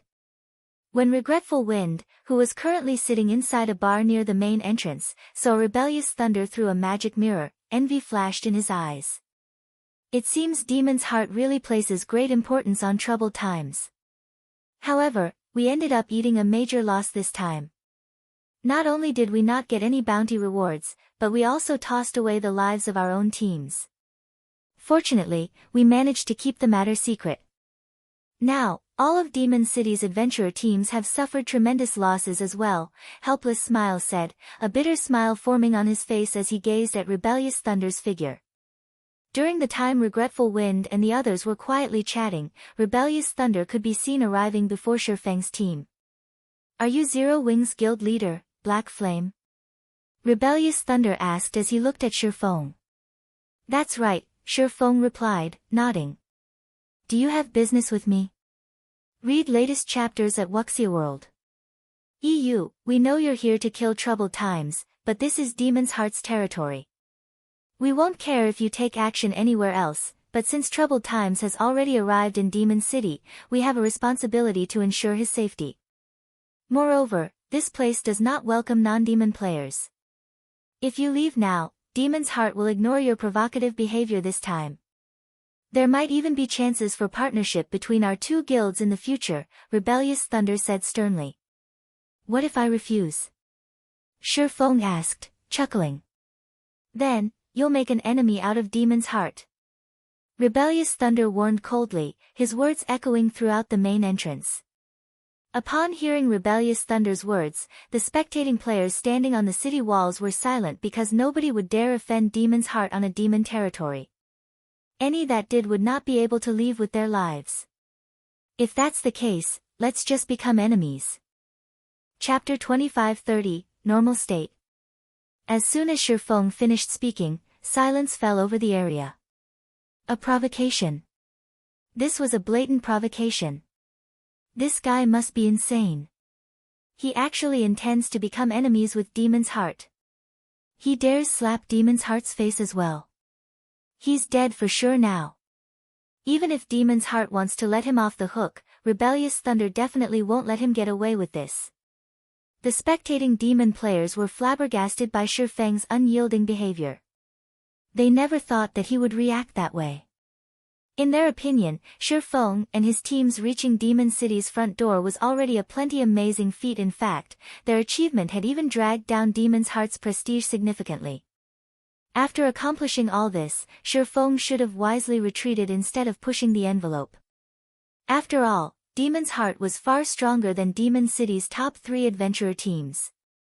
Even the 10 Saints Empire's various superpowers did not dare to offend the guild. Moreover, it had always been impossible for Shifeng to fulfill his goal of killing troubled times in Demon City. Although Demon City might seem like a player-constructed city, it was, in reality, a partial NPC city. The city was protected not only by players but also by quite a number of great demon NPCs, including a great demon monarch. The demon monarch was a bona fide demon marquis and was one of the 72 great demon marquises of God's domain, only one rank below the highest rank of duke. It was not an existence that current players could hope to go up against at all. With the demon monarch protecting Demon City, breaking into the city and killing troubled times would be absolutely impossible. Meanwhile, after Rebellious Thunder heard Shifeng's words, his complexion darkened immediately. Guild leader Black Flame, it seems you are intent on challenging Demon's Heart's bottom line. Rebellious Thunder snarled as he glared at Shifeng. Since you wish for battle, I'll fulfill your wish. Suddenly, dense darkness energy flowed out of Rebellious Thunder's body, and his body started undergoing a significant transformation. Not only did he double in size, but pitch-black demonic patterns also appeared all over his body. At the same time, the intensity of the aura he radiated skyrocketed, the aura so strong that the spectating demon players gasped in shock. Amazing! So, this is the strength of a demon count? The power of darkness he radiates is so strong. It's practically denser than the great demon NPCs inside the city. Just how powerful will his demon skills become with such a strong power of darkness? Black Flame is doomed now.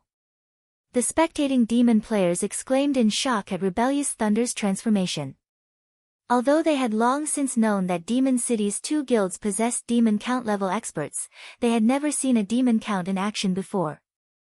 They only knew that the count rank was a major turning point for demon players and that players couldn't reach the rank without frightening strength and resources.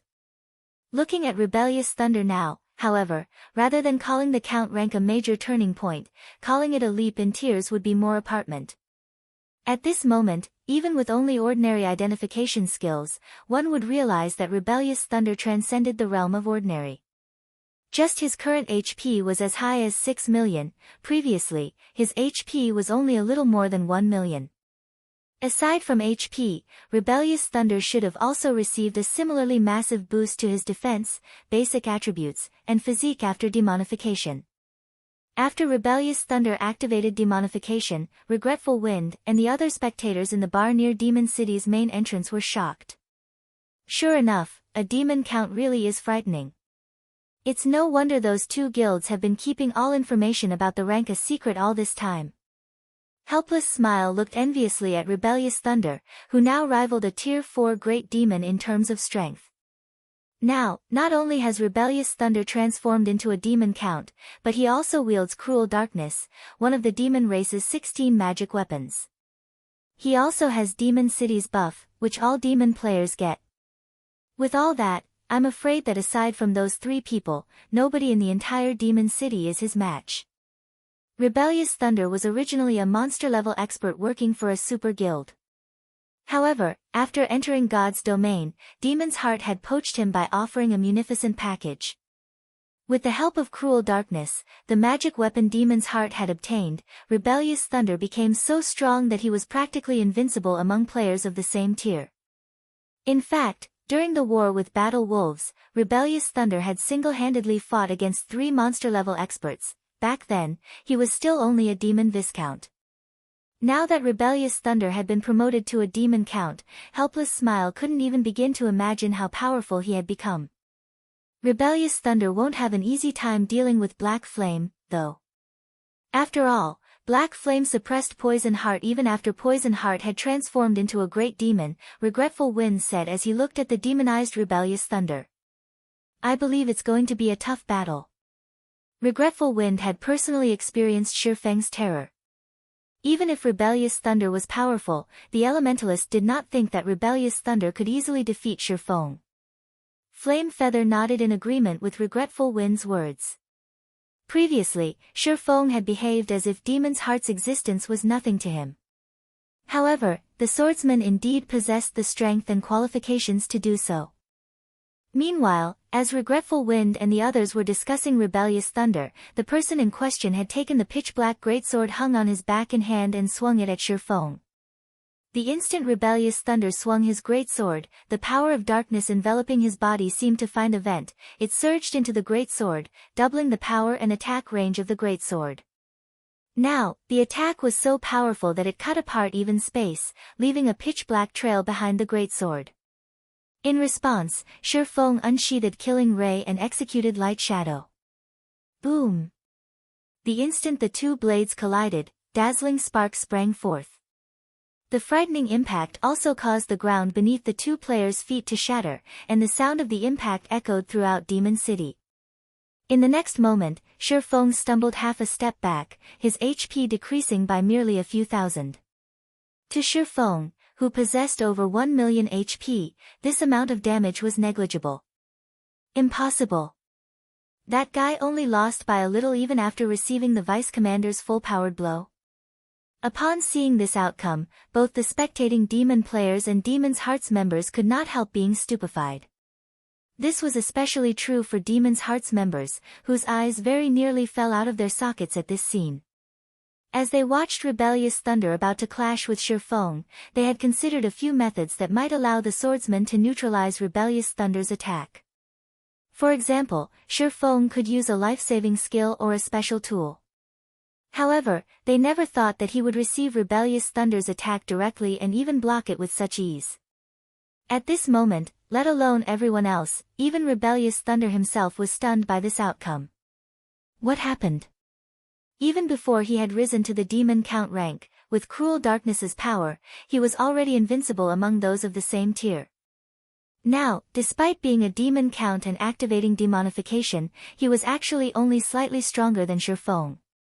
However, Rebellious Thunder quickly snapped out of his daze. It seems you're not all talk, after all. Rebellious Thunder praised. But, so what if you can block my attack? You'll still lose if you only remain on the defensive.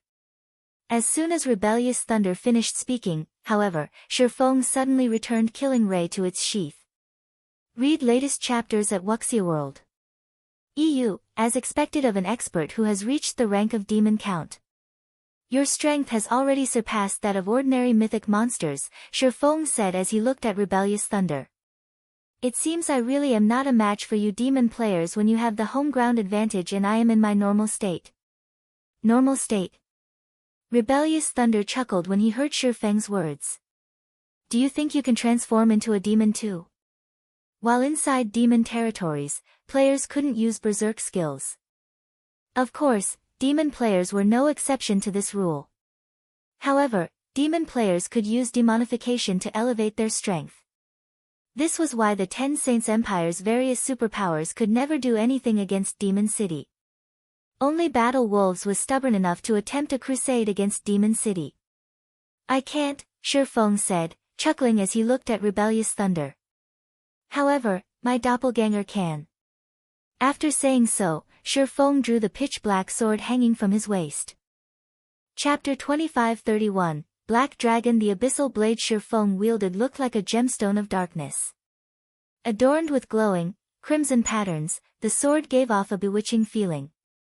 The instant Sure Feng unsheathed the abyssal blade, a doppelganger appeared beside him. In terms of aura and appearance, the doppelganger was utterly identical to him. His trump card is a doppelganger? And here I thought he had something amazing saved up. He's not thinking that he can defeat Vice Commander Thunder just by relying on a doppelganger, which would have weaker basic attributes than himself, right? Upon seeing Sure Feng's doppelganger, Demon's Hearts members burst into laughter. In God's domain, doppelganger skills were indeed excellent life-saving measures. They were also extremely rare skills that could drastically increase the combat power of players. However, doppelganger skills were generally useful only against monsters and ordinary experts.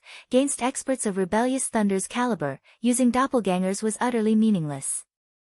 Not to mention, Rebellious Thunder had Cruel Darkness to further amplify his strength. The magic weapon grew through absorbing the power of darkness its user radiated. In return, the weapon not only provided its user with a significant boost in strength but also extended its user's attack range drastically. When Rebellious Thunder wielded it, he could achieve an attack range of roughly 20 yards, which basically transformed him into a ranged player. With such an attack range combined with Rebellious Thunder's strength and techniques, it wouldn't matter if he went up against 1 or even 5 melee players. There wouldn't be much difference, as he wouldn't give his opponents an opportunity to get close to him. Meanwhile, if a melee player couldn't approach Rebellious Thunder, they naturally couldn't attack him either. This was the reason why Rebellious Thunder was able to fight 3 of Battle Wolf's domain realm experts simultaneously without being put at a disadvantage. Since Sure Feng had summoned only 1 doppelganger, this increase in numbers wouldn't affect Rebellious Thunder's performance in battle at all. Although I don't know what you're trying to pull here, you should just use whatever cards you have, Rebellious Thunder advised. Even after seeing Sure Feng summoning a doppelganger, he did not hurry to attack Sure Feng. Instead, he simply casually observed the swordsman before him. I'll teach you how foolish it is for you to make an enemy out of Demon's heart. After Rebellious Thunder said this, the power of darkness that his body radiated intensified once more. This time, it even produced a faint layer of dark fog around his body. At the same time, the magic weapon he wielded seemingly received an upgrade. Now, pale blue flames flickered around Cruel Darkness's blade. However, these flames did not increase the ambient temperature but decrease it. The temperature fell so low that the nearby plants even started freezing. He can still grow stronger. Amazing. This is truly amazing. It's no wonder even the top 3 adventurer teams do not dare defy Demon's heart. Just Rebellious Thunder alone is more than enough to make the top 3 adventurer teams suffer. Upon seeing Rebellious Thunder's strength improving further, the demon players spectating from the city walls gained newfound recognition of Demon's heart. Many experts even started entertaining thoughts of joining the guild. Originally, they had become dark players to avoid the restrictions of guilds. However, the strength Rebellious Thunder displayed was simply too amazing. Now, they felt that they wouldn't mind losing some of their freedom if it meant that they could become as strong as Rebellious Thunder. At this moment, let alone the demon players spectating from the city walls, even Regretful Wind and the others, who were watching inside one of the city's bars, were floored by Rebellious Thunder's sudden power-up. He still wasn't at his peak state before. As Regretful Wind goggled at Rebellious Thunder's fog-shrouded body, he had trouble keeping his mouth closed. Compared to ordinary demon players, Regretful Wind, who had already reached the Demon Viscount rank, had a much clearer idea just how frightening the power of darkness Rebellious Thunder radiated was. It was no exaggeration to say that, even if he raised the density of his own power of darkness by 3 or 4 times, he would still fall short of Rebellious Thunder's standard. Since the origin of demon player Carrot's strength was the power of darkness, having denser power of darkness would improve not only one's concentration recovery but also the power of their skills and spells by a large margin. The power of darkness affected players similar to how mana did, but with much more prominent effects. To think that a demon count can grow that strong. Black Flame really is doomed this time. I'm afraid he won't last more than a few moves against Rebellious Thunder, Flame Feather muttered in shock. She was clearly a 3-star Viscount, only 1 step away from becoming a Count. However, it never occurred to her that there would be such a huge gap in strength between a 3-star Viscount and an actual Count.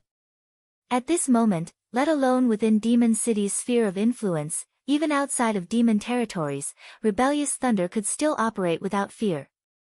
Meanwhile, outside Demon City, when Blue Frost and the other Zero Wing members from Shelter 1, who had followed Shifeng to Demon City, saw Rebellious Thunder's transformation, grim expressions appeared on their faces. Blue, how about advising the guild leader to stop? We've already gone this far.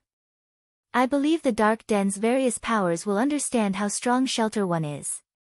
However, if we proceed with this fight, our losses will be massive, Evening Lotus said as she looked at Blue Frost. After seeing how easily their team reached Demon City, she had indeed gained newfound recognition of their guild.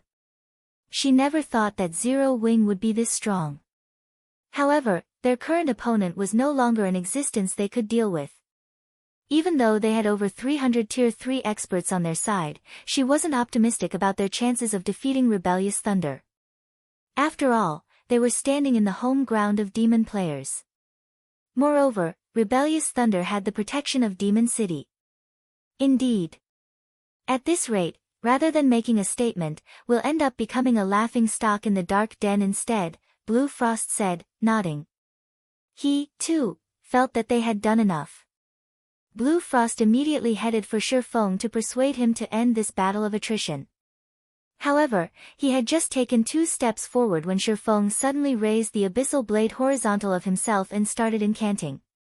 The deafening roar of a dragon entered everyone's ears and shook the entire demon city. This dragon roar made everyone present shudder involuntarily, and they reflexively turned to look at the origin of this roar. To everyone's surprise, this roar actually came from the doppelganger Shifeng summoned. At this moment, however, the doppelganger had started disintegrating into a cloud of black fog, which continuously expanded, growing by several hundred times in size in no time at all. A short moment later, a pair of gigantic, golden eyes appeared inside the black fog, the piercing gaze of the golden eyes sending shivers down everyone's spine. What's going on? The doppelganger can actually transform? The doppelganger's aura is so strong. The spectating players promptly started discussing among themselves when they saw the transformation Shifeng's doppelganger underwent, curiosity and confusion filling their minds. It seems you weren't spouting nonsense before, Rebellious Thunder said. As he gazed at the dense cloud of fog before him, fighting spirit welled up within him. However, no sooner had Rebellious Thunder finished speaking than a gigantic claw emerged from the cloud of fog. This claw was the size of a 2-story house and densely covered in pitch-black scales. When the claw landed, it instantly shattered the ground. At the same time, everyone in the vicinity also felt the ground beneath them quaking. Before everyone could snap out of their daze, a 30-meter-tall black dragon appeared before their eyes. Read latest chapters at Wuxia EU, a dragon. Everyone's breath momentarily stifled as they gazed at the incarnation of death and destruction before them, unable to wrap their head around this situation. How is this possible? Why would a dragon appear here? That is fake. That must be fake. Chapter 2532, Black Dragons. Might everyone instinctively refused to believe that a dragon had appeared before them. In God's domain, dragons were synonymous with destruction. They could easily destroy entire kingdoms and empires.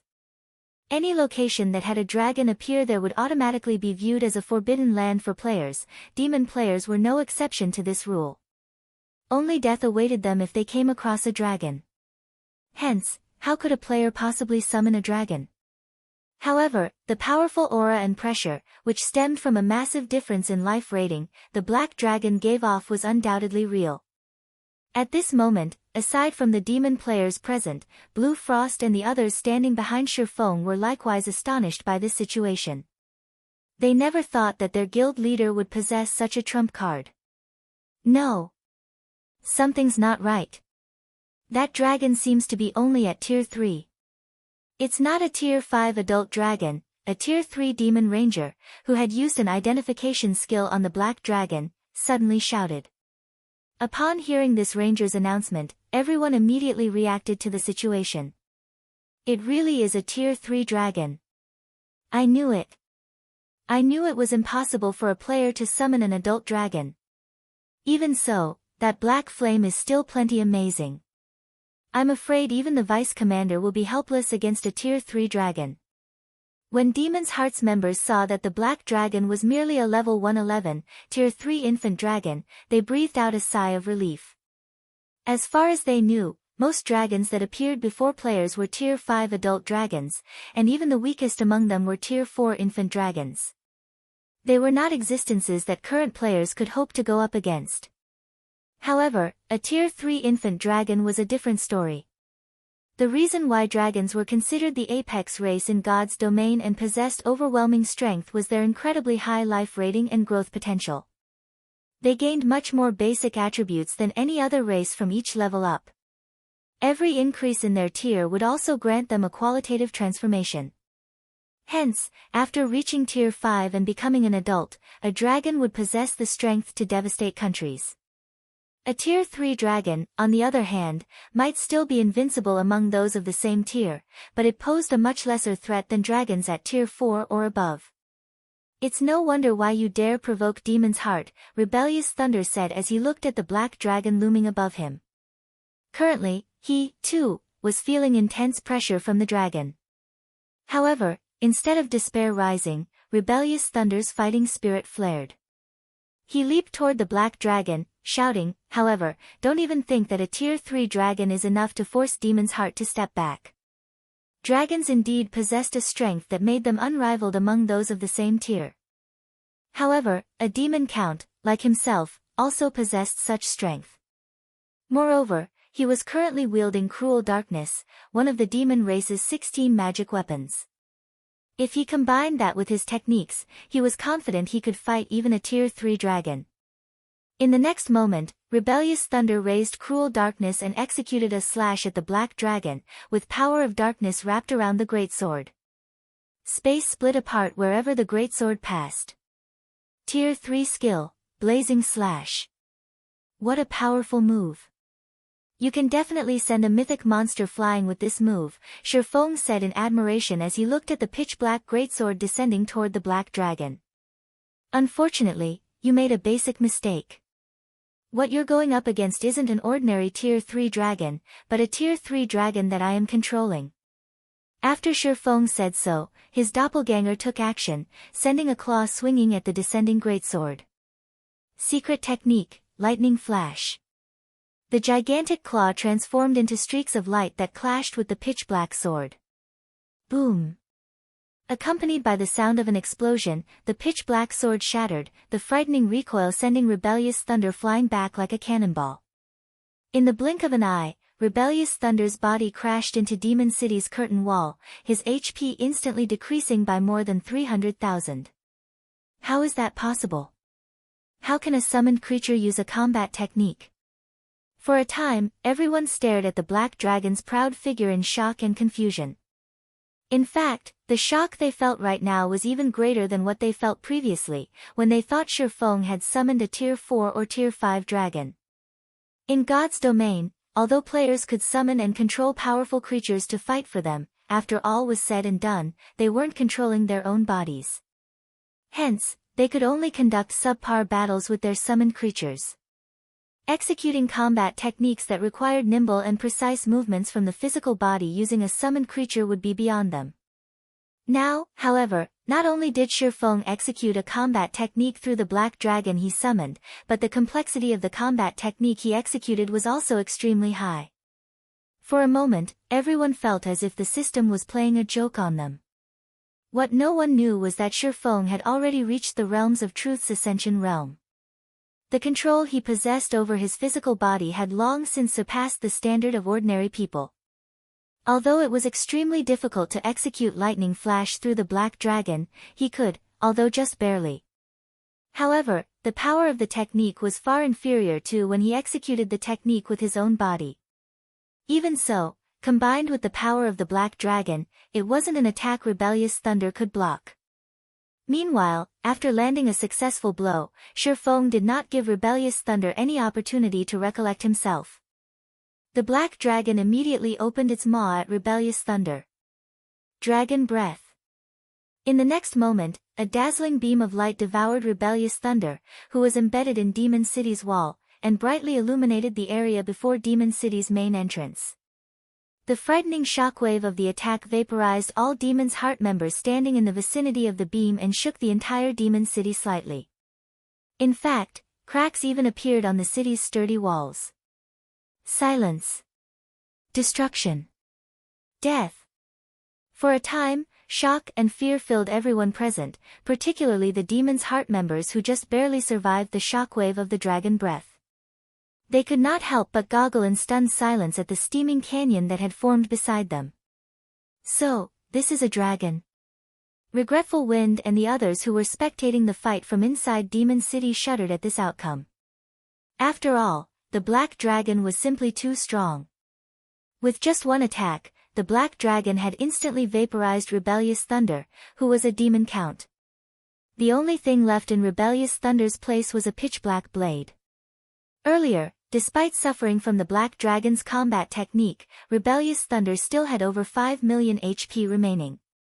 Even if Rebellious Thunder simply stood in place without defending himself, a Tier 4 mythic monster would still need quite some time to kill him. However, Shifeng's black dragon had used only one attack to turn Rebellious Thunder into nothing. Run! When the Demon's Heart members snapped out of their daze, their originally calm and arrogant composure instantly crumbled, and they fled frantically toward Demon City. What a joke! Aside from Rebellious Thunder, everyone else in the team was only a Demon Viscount or Demon Baron. Since the Black Dragon could kill Rebellious Thunder with one hit, it could naturally do the same to them. In fact, the Black Dragon might only need a single claw swipe to finish off the rest of them. Read latest chapters at Wuxia World. EU. Upon seeing this scene, the spectating demon players were stupefied. Were these fleeing players really the same Demon's Heart experts they knew of? Normally, Every one of Demon's Heart's members was an arrogant prick. They behaved as if they were entirely different creatures from other players. Even the members of Demon City's top 3 adventurer teams were afraid of Demon's Heart's experts. Now, however, these same experts from Demon's Heart were actually fleeing from Shifeng like mice that had just come across a cat. This was definitely the first time such a situation had happened since Demon City's construction. Even when going up against battle wolves, Demon's Heart's experts had not retreated even an inch. Meanwhile, the shocking news of Rebellious Thunder's death and Demon's Heart's members' frantic retreat also quickly spread throughout Demon City. Chapter 2533, Siege. Demon City, Demon's Heart's residence. Rebellious Thunder died? How is that possible?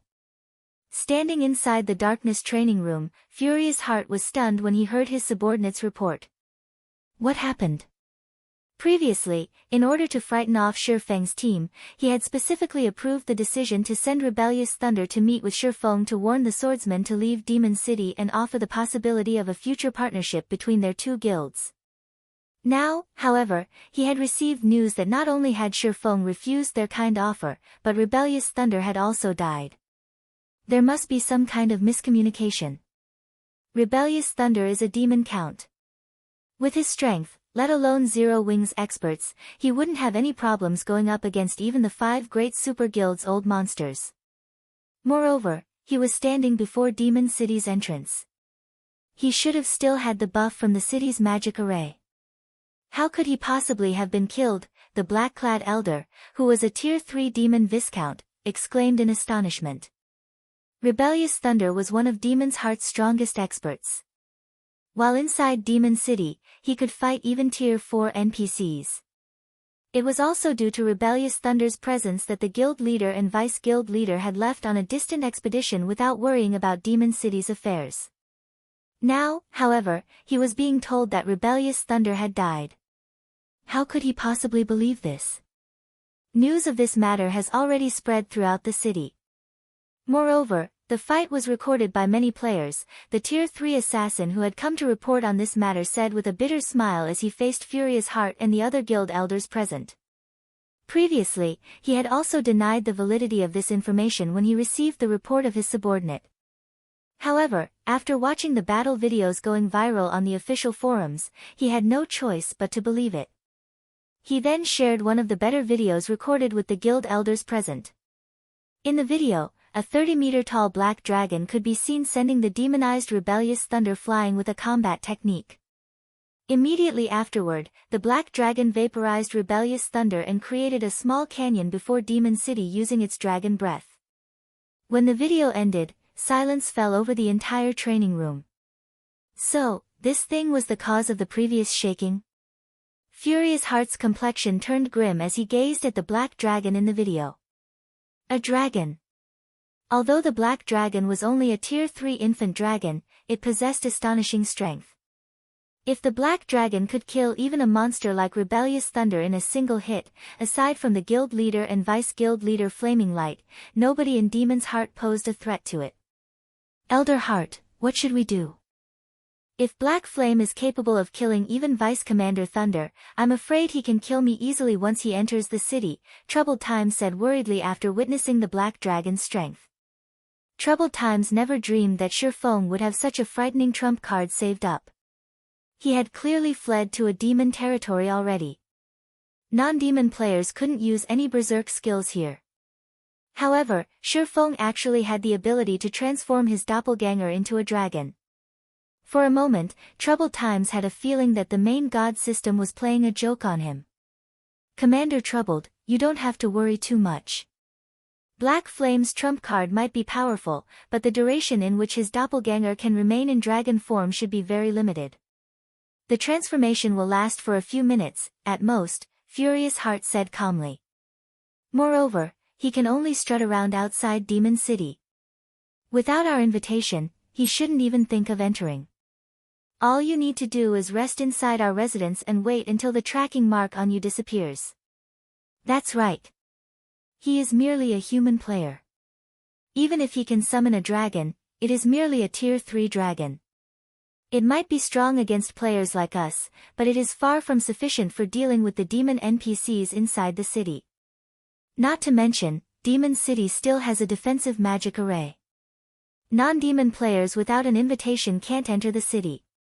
You can relax and rest here, the black-clad demon Viscount Elder said, nodding in agreement with Furious Heart's words. Once the guild leader and vice-guild leader return, Black Flame is doomed. Rebellious Thunder's death was indeed surprising. The fact that Shurfeng could summon a dragon was even more shocking. However, this was only at the standard of players. Before the NPCs of God's domain, these things were nothing. Not to mention, they were currently standing inside Demon City. Demon City was far more powerful than the NPC cities found in the outside world. It had not only an army of demon NPCs defending it but also the protection of one of the demon race's 72 great demon marquises.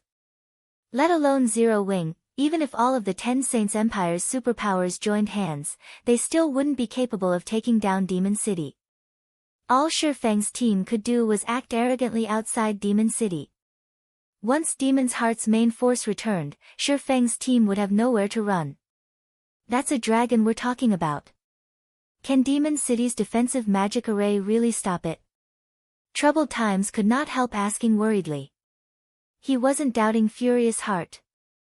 It was just that Shurfeng was far too frightening. After all, the swordsman had survived an attack from a demon king's hand. Troubled Times truly could not bring himself to relax in this situation. This is Demon City.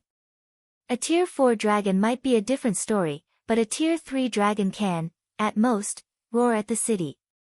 We don't need to pay Black Flame any mind, Furious Heart assured him confidently. The other Demon's Heart members present rolled their eyes at Troubled Times' anxious behavior.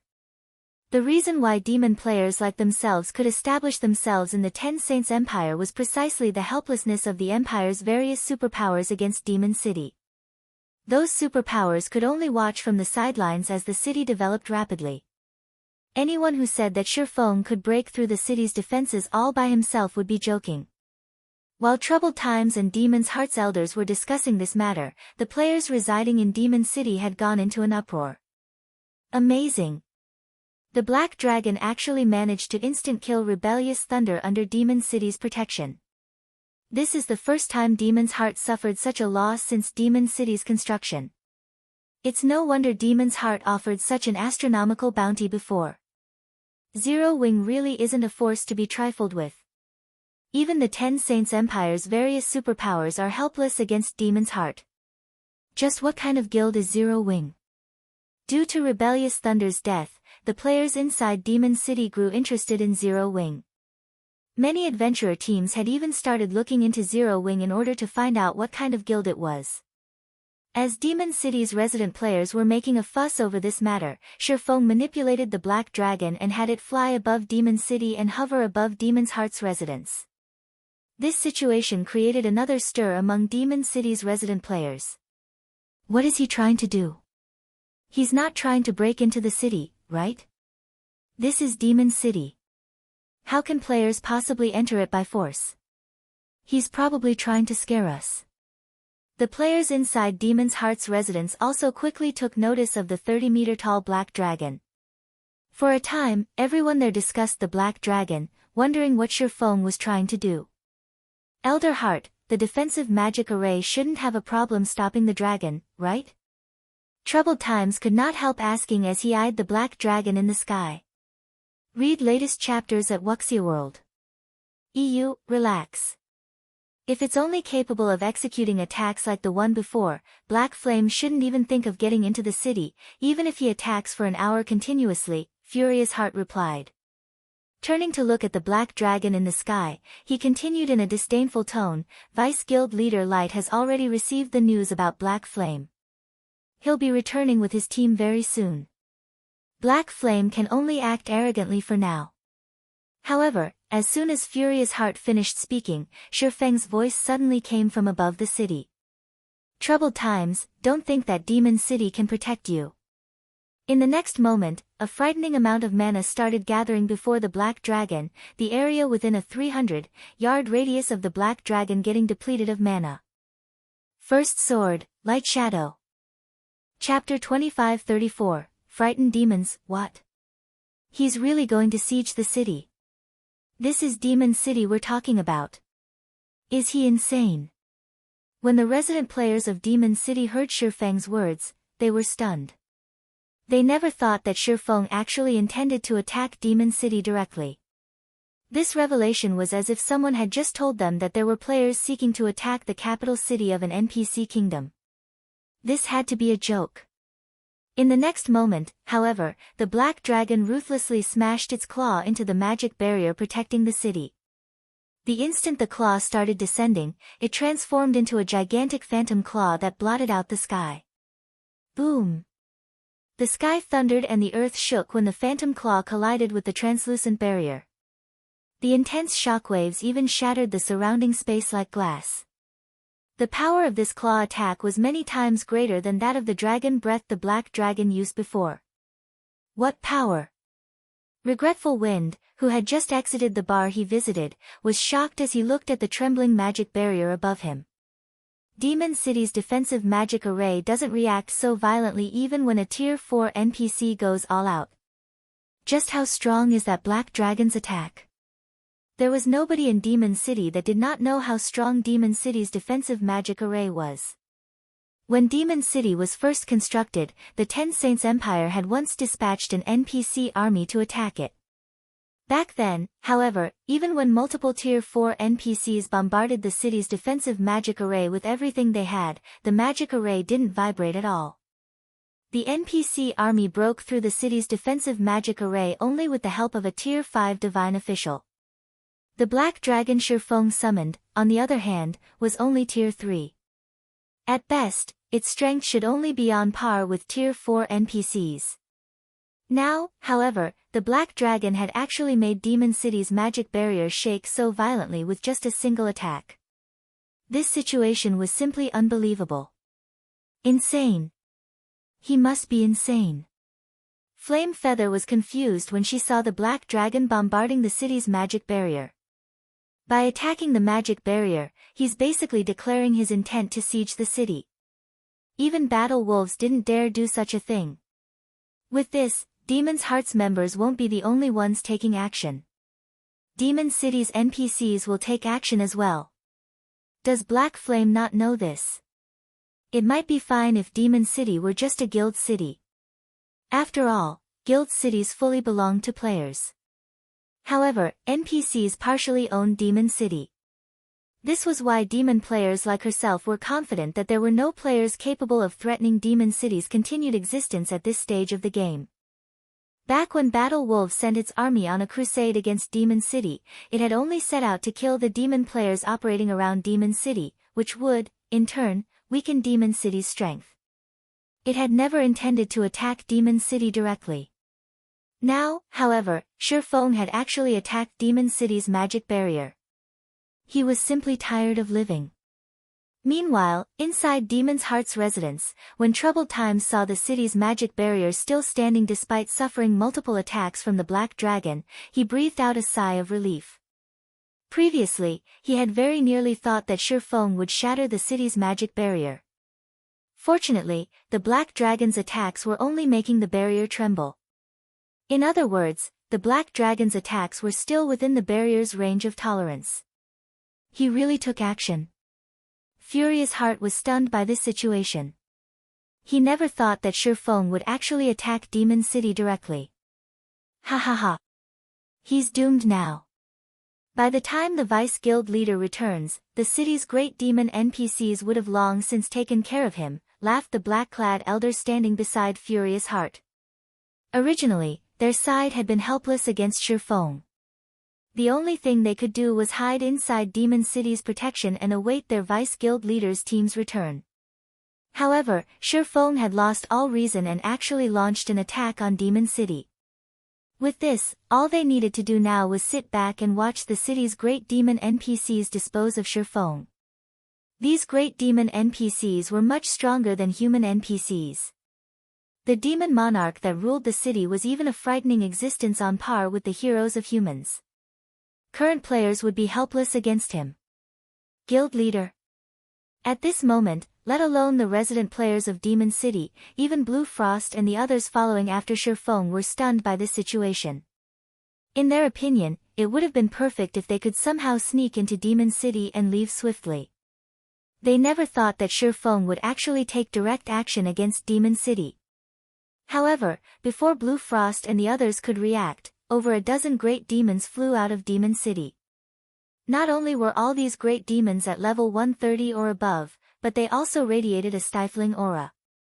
This was especially true for the dignified man flying in the lead of the group of great demons. The man wore exquisite, crimson armor and held an icy war axe in his hand.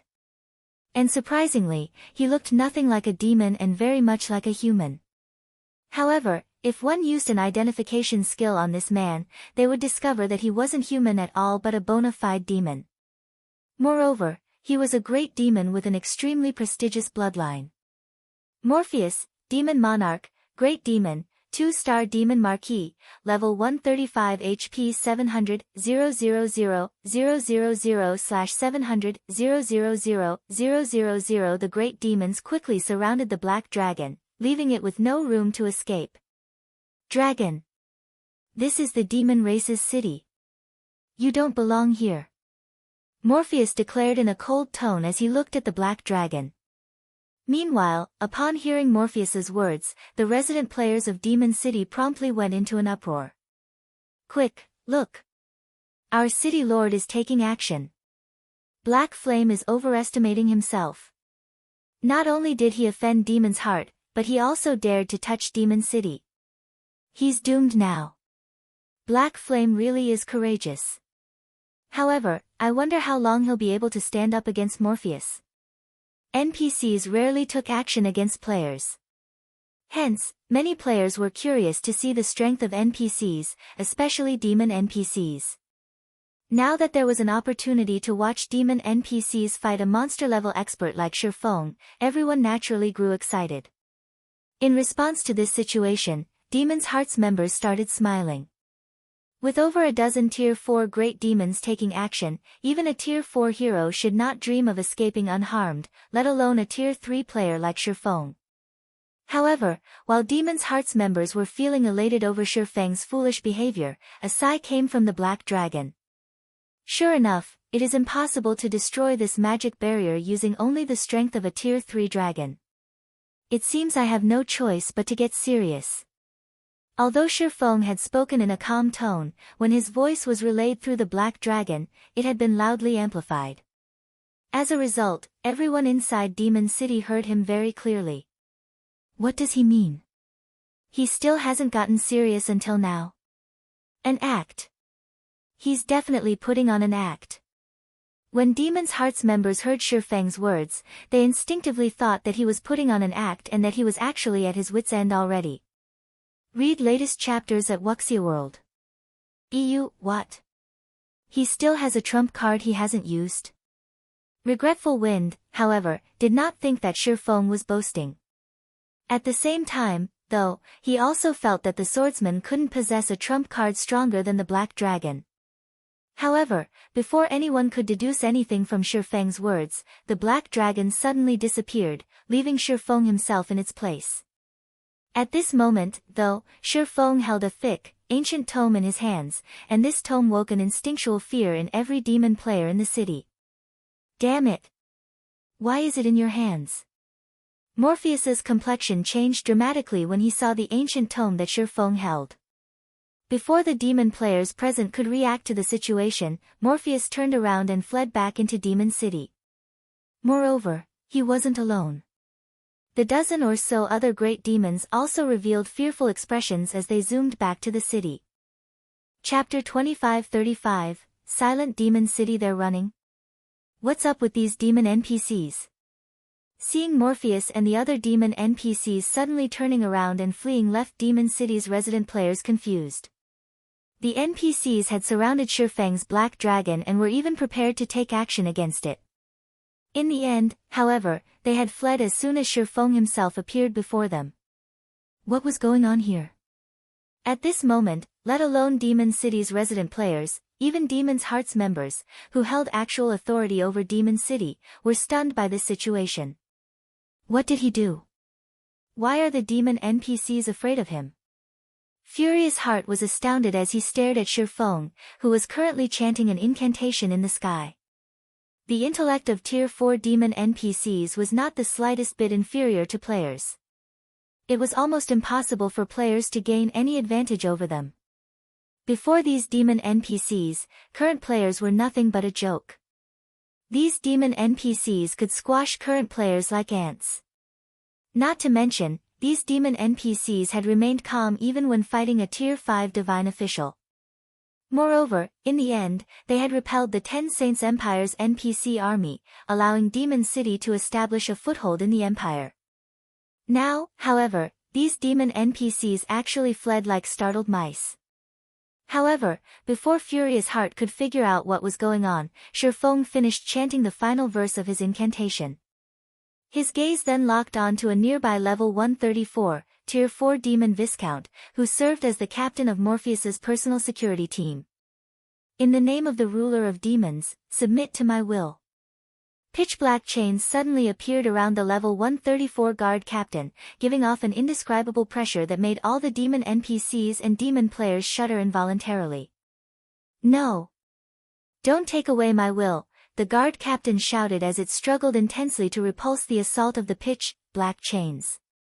Unfortunately, all its efforts were futile, as the pitch-black chains simply ignored the guard captain's resistance and merged with its body. In the next moment, the struggling guard captain turned sluggish, and its eyes became cloudy. It was as if the guard captain had just had its soul sucked away. What did he do? He actually managed to deal with a bona fide Tier 4 demon Viscount with just one move? Every demon player present gaped in shock at this scene. This was a Tier 4 NPC of Demon City. The combat power it possessed far exceeded that of Tier 4 great demons in the outside world. Not to mention, the demon NPC in question was even a great demon that held the rank of Viscount. Its strength practically rivaled that of Tier 4 heroes. Now, however, the demon in question had actually stopped moving. It worked. Shifeng breathed out a sigh of relief when he saw the guard captain stop moving. The Bible of Darkness held considerable deterrence over demons. In its current state, only Demon King-level demons could resist its power. Demons beneath Demon Kings would instinctively fear the Bible. However, using the Bible of Darkness to take control of demons was not easy. On the surface, the Bible of Darkness's demon ruler had a 12% chance of successfully controlling a demonic creature, so long as the target was not more than 30 levels and 2 tiers higher than the user. In reality, however, the stronger the targeted demon, the lower the chances of controlling it.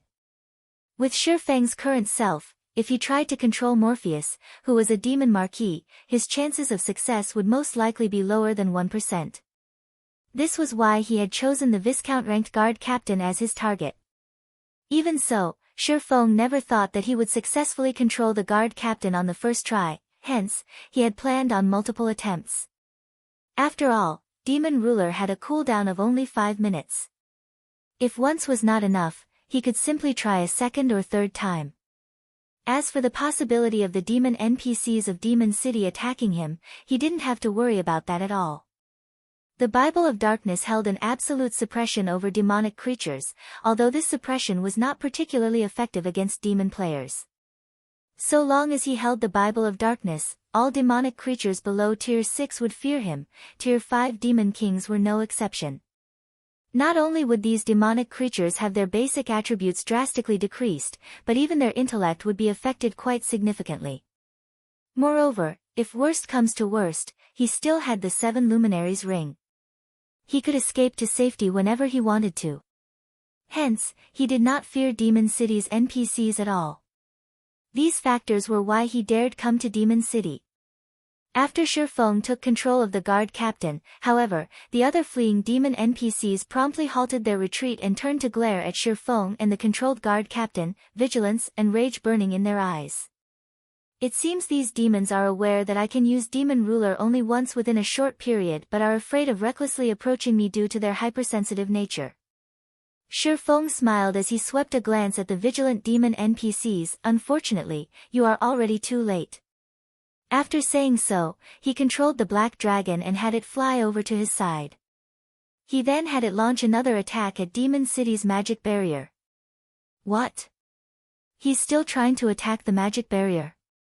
I don't know why the demon NPCs are so afraid of him, but he is still 100 years too early if he thinks he can destroy Demon City's barrier. Demon's Heart's members were very surprised by Shi Feng's ability to terrify the demon NPCs. However, that was it. Their emotions were limited to surprise.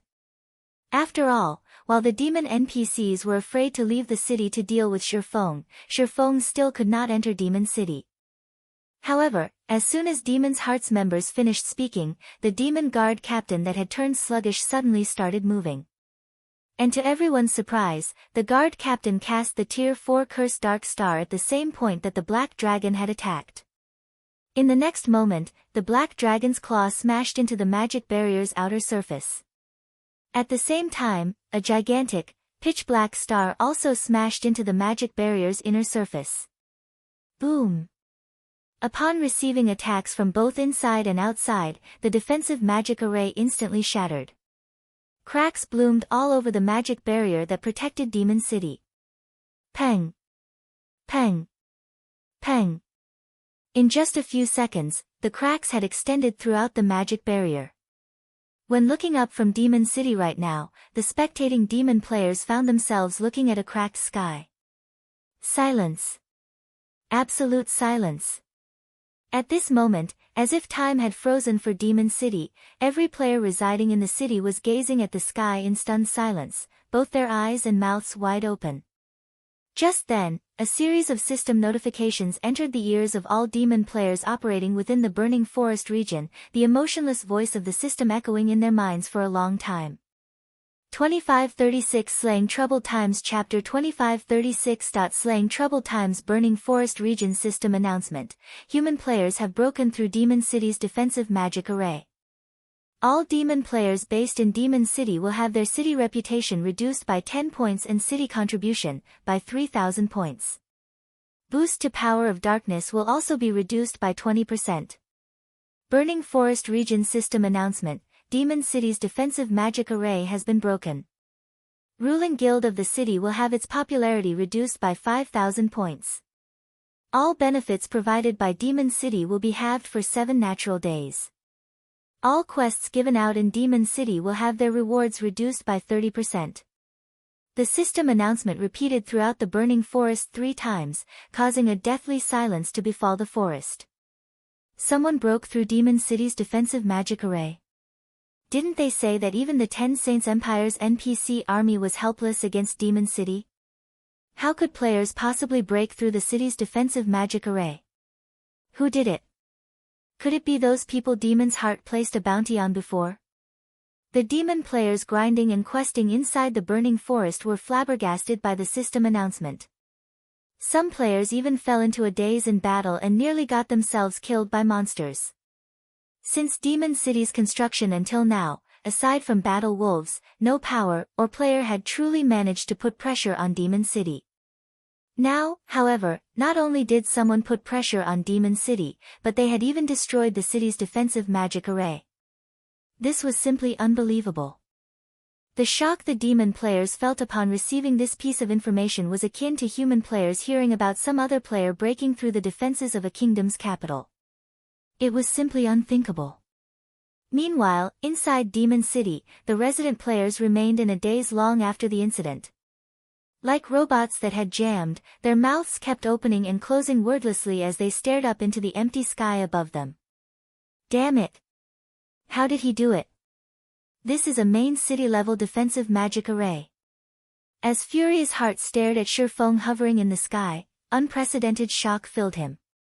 He never imagined that Shi Feng would actually succeed in destroying Demon City's defensive magic array. Back when the 10 Saints Empire's army had attacked, it had taken a Tier 5 divine official to destroy the city's defensive magic array. The defensive magic array had stood strong even under the bombardment of over a dozen Tier 4 NPCs. Now, however, Shi Feng, a Tier 3 player, had single-handedly destroyed the city's defensive magic array. Moreover, he had accomplished this feat with just one attack. This was definitely a bug. However, it was also almost impossible for the main god system to make an error. Even if there were an error in the system, it wouldn't be on such a monumental scale. What Furious Heart did not know was that, in God's domain, all magic arrays had weaknesses. The defensive magic array of major cities was no exception. They all had mana junctions that were much more fragile compared to the other parts of the magic array. Normally, though, ordinary players couldn't locate these weak points. Moreover, with how large a city-scale defensive magic array was, trying to find these weak points was akin to looking for a needle in a haystack. However, that was not the case for Shifeng. After he became an intermediate master magician, his understanding of magic arrays had reached completely new heights. Now, let alone Demon City's defensive magic array, even if faced with a main city-level defensive magic array of a kingdom that had been in existence for over a century, he was still confident he could find the magic array's weak points. Previously, Shifeng had planned to break through Demon City's defensive magic array by having the Black Dragon attack the magic array's weak points. However, the damage tolerance of the weak points exceeded the amount of damage the Black Dragon could inflict. As a result, the Black Dragon only managed to shave off a certain amount of the magic array's energy reserves with its attacks. However, after gaining control over the Tier 4 Demon Guard Captain, he was able to have the Guard Captain and Black Dragon attack the same location simultaneously, thereby combining their strength and executing an attack that exceeded the magic array's damage tolerance. Only then did he succeed in instantly shattering Demon City's defensive magic array. If not for the Guard Captain falling into his control, he really would have been helpless against Demon City. Meanwhile, as everyone remained stunned by this unexpected development, Shifeng, who had Gale Domain activated, flew to the space above Demon's Heart's residence. He then quietly observed the crowded residence below him. "Troubled Times, it's your turn now," Shifeng said when he spotted Troubled Times, ignoring the tens of thousands of Demon's Heart members around. Shifeng's words were akin to a death knell. Upon hearing these words, Demon's Heart's members could not help but turn to look at Troubled Times, who stood at a corner of the residence's plaza, pity appearing in their eyes. Troubled Times should have been safe after escaping to Demon City. Now, however, that was no longer true. If Shifeng could destroy even Demon City's defensive magic array in a single attack, who could possibly stand up to him? Even if Shifeng had relied on the strength of the Demon Guard Captain to accomplish this feat, this could also be considered a portion of the swordsman's strength. After all, not everyone was capable of controlling a Tier 4 Great Demon, a demon NPC, at that. Black Flame, you'd better not go too far. This is Demon's Heart's residence. Furious Heart bellowed when he saw that Shifeng was completely ignoring Demon's Heart's members. "You've already destroyed Demon City's defensive magic array and caused Demon's Heart's prestige to plummet. If you kill Troubled Times, you'll make an out-and-out enemy of Demon's Heart. You'd better think this through clearly." Shifeng's strength was indeed terrifying. However, Demon's Heart was not in existence to provoke easily. It was the first dark guild in God's domain to establish a city for demons. In an era where dark powers were flourishing, even super guilds would not dare to offend Demon's Heart casually. Demon's Heart might not have the ability to deal with a monster like Shifeng, but Zero Wing was a different story. A guild was different from an individual. A guild was an organization made up of thousands, and possibly even millions, of players. So long as Demon's Heart slaughtered Zero Wing's other members, even if Shifeng remained unharmed, Zero Wing would still fall into ruin. This was also the reason why the Ten Saints Empire's various superpowers chose to take a step back when dealing with Demon's Heart. So what? Do you think Zero Wing is a guild you can casually provoke? Shifeng said as he glanced askance at Furious Heart. Read latest chapters at Wuxia World. EU. The Black Dragon immediately descended from the skies and appeared above Troubled Times. It then swiped a claw at the Berserker. Light Shadow. No. When Troubled Times saw the mountain-like claw smashing down toward him, he instinctively activated demonification, followed by a life-saving skill to protect himself. Unfortunately, before a Tier 3 dragon, a Tier 3 demon player like Troubled Times was no different from an ant. When the black dragon's claw came into contact with Troubled Times, the berserker got crushed into the ground and died just like that. Chapter 2536. Slaying Troubled Times. Burning Forest Region System Announcement. Human players have broken through Demon City's defensive magic array. All demon players based in Demon City will have their city reputation reduced by 10 points and city contribution by 3,000 points. Boost to Power of Darkness will also be reduced by 20%. Burning Forest Region System Announcement. Demon City's defensive magic array has been broken. Ruling Guild of the city will have its popularity reduced by 5,000 points. All benefits provided by Demon City will be halved for 7 natural days. All quests given out in Demon City will have their rewards reduced by 30%. The system announcement repeated throughout the Burning Forest 3 times, causing a deathly silence to befall the forest. Someone broke through Demon City's defensive magic array. Didn't they say that even the 10 Saints Empire's NPC army was helpless against Demon City? How could players possibly break through the city's defensive magic array? Who did it? Could it be those people Demon's Heart placed a bounty on before? The demon players grinding and questing inside the Burning Forest were flabbergasted by the system announcement. Some players even fell into a daze in battle and nearly got themselves killed by monsters. Since Demon City's construction until now, aside from battle wolves, no power or player had truly managed to put pressure on Demon City. Now, however, not only did someone put pressure on Demon City, but they had even destroyed the city's defensive magic array. This was simply unbelievable. The shock the demon players felt upon receiving this piece of information was akin to human players hearing about some other player breaking through the defenses of a kingdom's capital. It was simply unthinkable. Meanwhile, inside Demon City, the resident players remained in a daze long after the incident. Like robots that had jammed, their mouths kept opening and closing wordlessly as they stared up into the empty sky above them. Damn it! How did he do it? This is a main city-level defensive magic array. As Furious Heart stared at Shifeng hovering in the sky, unprecedented shock filled him. He never imagined that Shifeng would actually succeed in destroying Demon City's defensive magic array. Back when the 10 Saints Empire's army had attacked, it had taken a Tier 5 divine official to destroy the city's defensive magic array. The defensive magic array had stood strong even under the bombardment of over a dozen Tier 4 NPCs. Now, however, Shifeng, a Tier 3 player, had single-handedly destroyed the city's defensive magic array. Moreover, he had accomplished this feat with just one attack. This was definitely a bug. However, it was also almost impossible for the main god system to make an error. Even if there were an error in the system, it wouldn't be on such a monumental scale. What Furious Heart did not know was that, in God's domain, all magic arrays had weaknesses. The defensive magic array of major cities was no exception. They all had mana junctions that were much more fragile compared to the other parts of the magic array. Normally, though, ordinary players couldn't locate these weak points. Moreover, with how large a city-scale defensive magic array was, trying to find these weak points was akin to looking for a needle in a haystack. However, that was not the case for Shifeng. After he became an intermediate master magician, his understanding of magic arrays had reached completely new heights.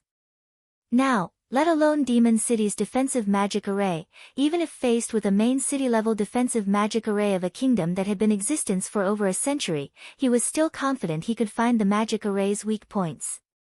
Previously, Shifeng had planned to break through Demon City's defensive magic array by having the Black Dragon attack the magic array's weak points. However, the damage tolerance of the weak points exceeded the amount of damage the Black Dragon could inflict. As a result, the Black Dragon only managed to shave off a certain amount of the magic array's energy reserves with its attacks. However, after gaining control over the Tier 4 Demon Guard Captain, he was able to have the Guard Captain and Black Dragon attack the same location simultaneously, thereby combining their strength and executing an attack that exceeded the magic array's damage tolerance. Only then did he succeed in instantly shattering Demon City's defensive magic array. If not for the guard captain falling into his control, he really would have been helpless against Demon City. Meanwhile, as everyone remained stunned by this unexpected development, Shifeng, who had Gale Domain activated, flew to the space above Demon's Heart's residence. He then quietly observed the crowded residence below him. "Troubled Times, it's your turn now," Shifeng said when he spotted Troubled Times, ignoring the tens of thousands of Demon's Heart members around. Shifeng's words were akin to a death knell. Upon hearing these words, Demon's Heart's members could not help but turn to look at Troubled Times, who stood at a corner of the residence's plaza, pity appearing in their eyes. Troubled Times should have been safe after escaping to Demon City. Now, however, that was no longer true. If Shifeng could destroy even Demon City's defensive magic array in a single attack, who could possibly stand up to him? Even if Shifeng had relied on the strength of the Demon Guard captain to accomplish this feat, this could also be considered a portion of the swordsman's strength. After all, not everyone was capable of controlling a Tier 4 Great Demon, a demon NPC, at that. "Black Flame, you'd better not go too far. This is Demon's Heart's residence." Furious Heart bellowed when he saw that Shifeng was completely ignoring Demon's Heart's members. "You've already destroyed Demon City's defensive magic array and caused Demon's Heart's prestige to plummet.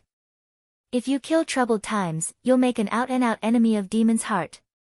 You'd better think this through clearly." Shifeng's strength was indeed terrifying. However, Demon's Heart was not in existence to provoke easily. It was the first dark guild in God's domain to establish a city for demons. In an era where dark powers were flourishing, even super guilds would not dare to offend Demon's Heart casually.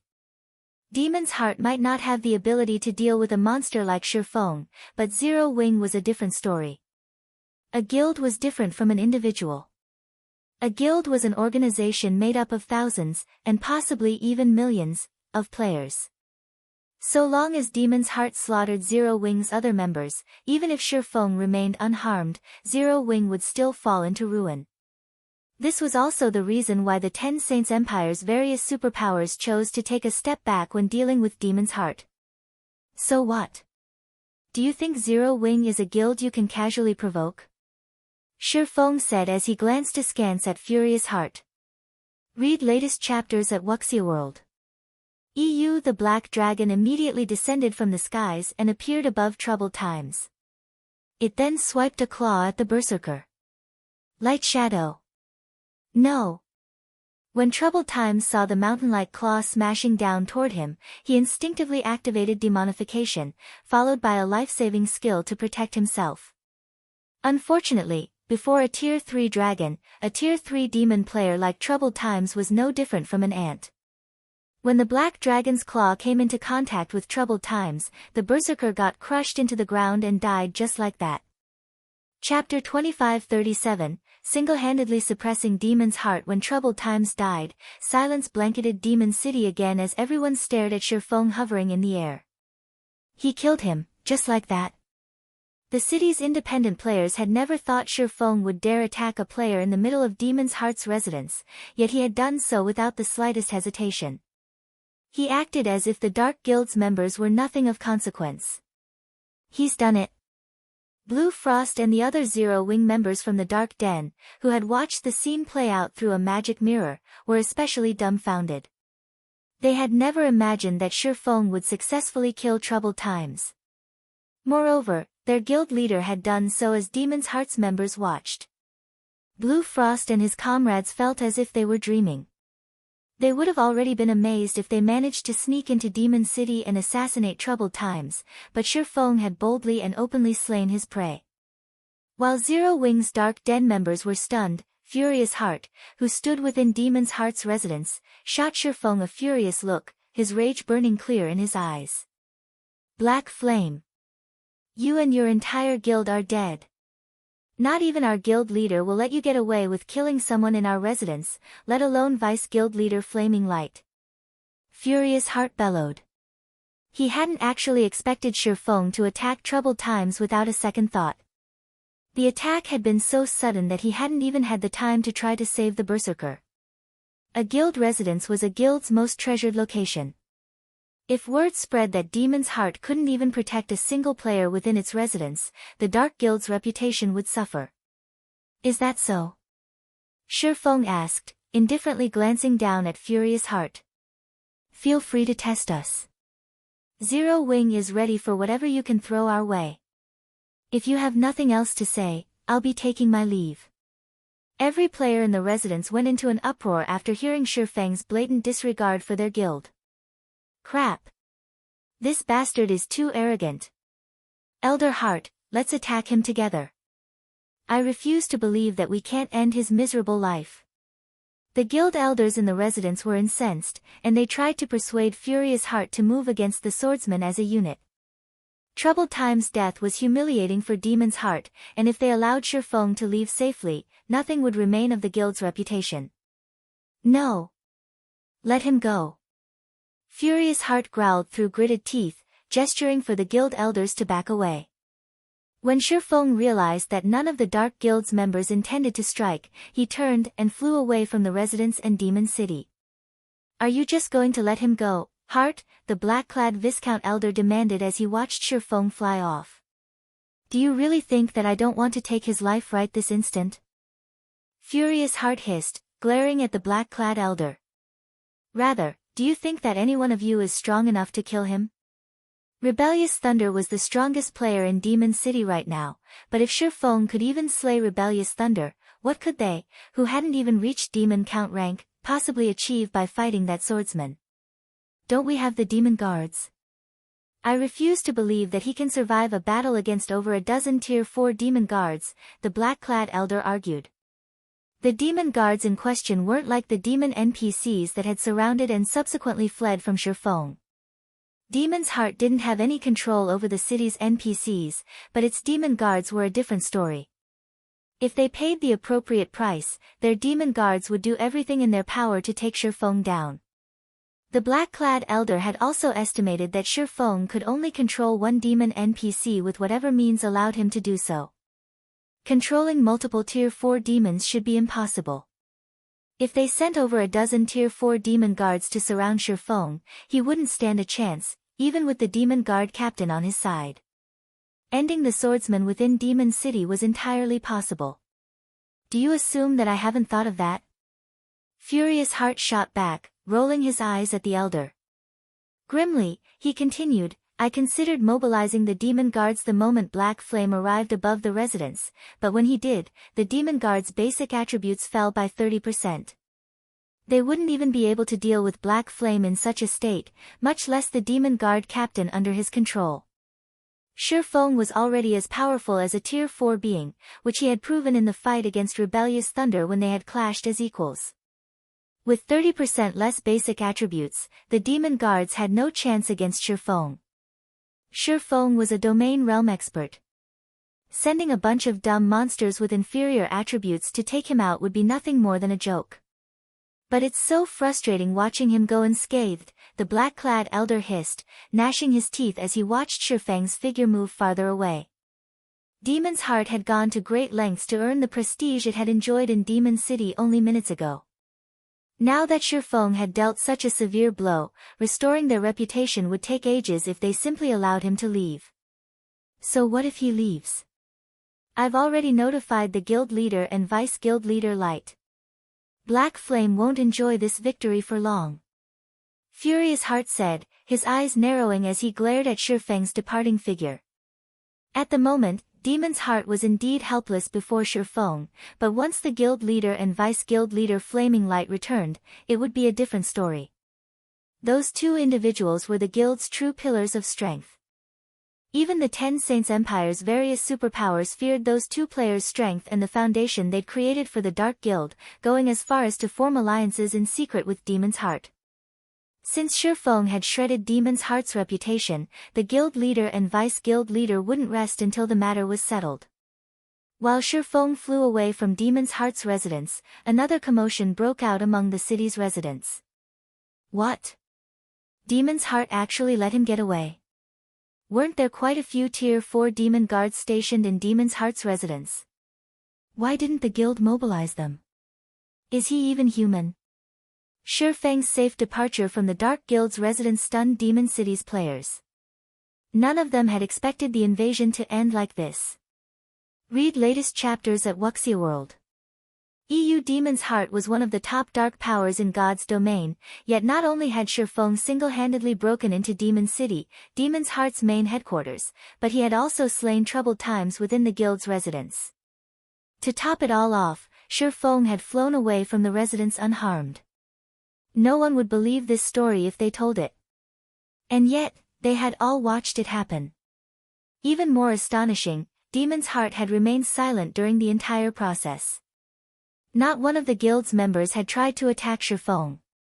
They were all demon players, absolute dark players. Starting a fight with someone over the slightest offense was normal for them, especially for Demon's Heart's members. However, even the Dark Guild's members seemed afraid of a single human player. It was unbelievable. While Feng departed from Demon City, news of the encounter spread like wildfire throughout the Ten Saints Empire. Chapter 2538, Ten Saints Empire Shaken, Correct Decision. Ten Saints Empire, Heavenly Saint Capital City, Battle Wolves Residence.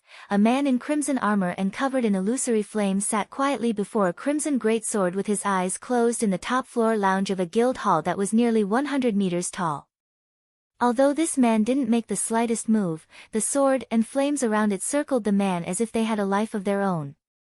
Divine runes began to appear in the air, one after another, attracting all of the ambient fire-type mana and suffusing it with the man. As more mana filled him, his aura grew more intense. After a few seconds, the man's aura was as intense as that of a Tier 4 being. He felt as he had transformed into a fire demon as brilliant flames filled the room. If Feng saw this, he'd certainly be surprised. The man bathing in the crimson flames was none other than Sirius, one of Battle Wolf's old monsters. Not only did Sirius command Tier 4 strength, but his control of fire-type mana was also greater than Feng's, who had mastered a mana technique. Sirius manipulated the mana like an extension of his own body, with utter and delicate control. Now, he could even control the flow of different streams of fire-type mana. When Sirius finally reopened his eyes, the crimson fire around him took on a white-blue hue, and the room's temperature instantly rose by several hundred degrees. Not even ordinary Tier 2 players could approach the man before they burned to death. I've finally finished absorbing this Fire Saint bloodline. It's about time I paid Demon City another visit, Sirius said, smiling as he examined the blue divine runes on his arms. During the battle in the Burning Forest, Demon's Heart's Vice Guild leader, Flaming Light, had defeated him. He had initially given up hope of defeating Flaming Light anytime soon, but the guild had been fortunate enough to find an extremely rare advanced bloodline, the Fire Saint bloodline. At first, he had assumed the Fire Saint bloodline would only increase his strength by a fraction, but now that he had fully unified with it, he understood how terrifying it was. He was even confident that he could now barge into Demon City and walk out with his life, let alone exact his vengeance against Flaming Light. As Sirius prepared to leave the lounge, however, a tall, middle-aged man with an imposing aura burst in. This man was Everlasting War, who had previously served as the Glorious Lions battle team's leader. Commander, we've just received an update regarding Demon City. The report states that not only has Black Flame broken into the city, but he's also slain troubled times, who had hidden within Demon's Heart's residence, Everlasting War announced. Troubled times died inside Demon's Heart's residence. The news stunned Sirius, and for a moment, he wondered if he had misheard. He was already amazed that Feng had his team had made it to Demon City.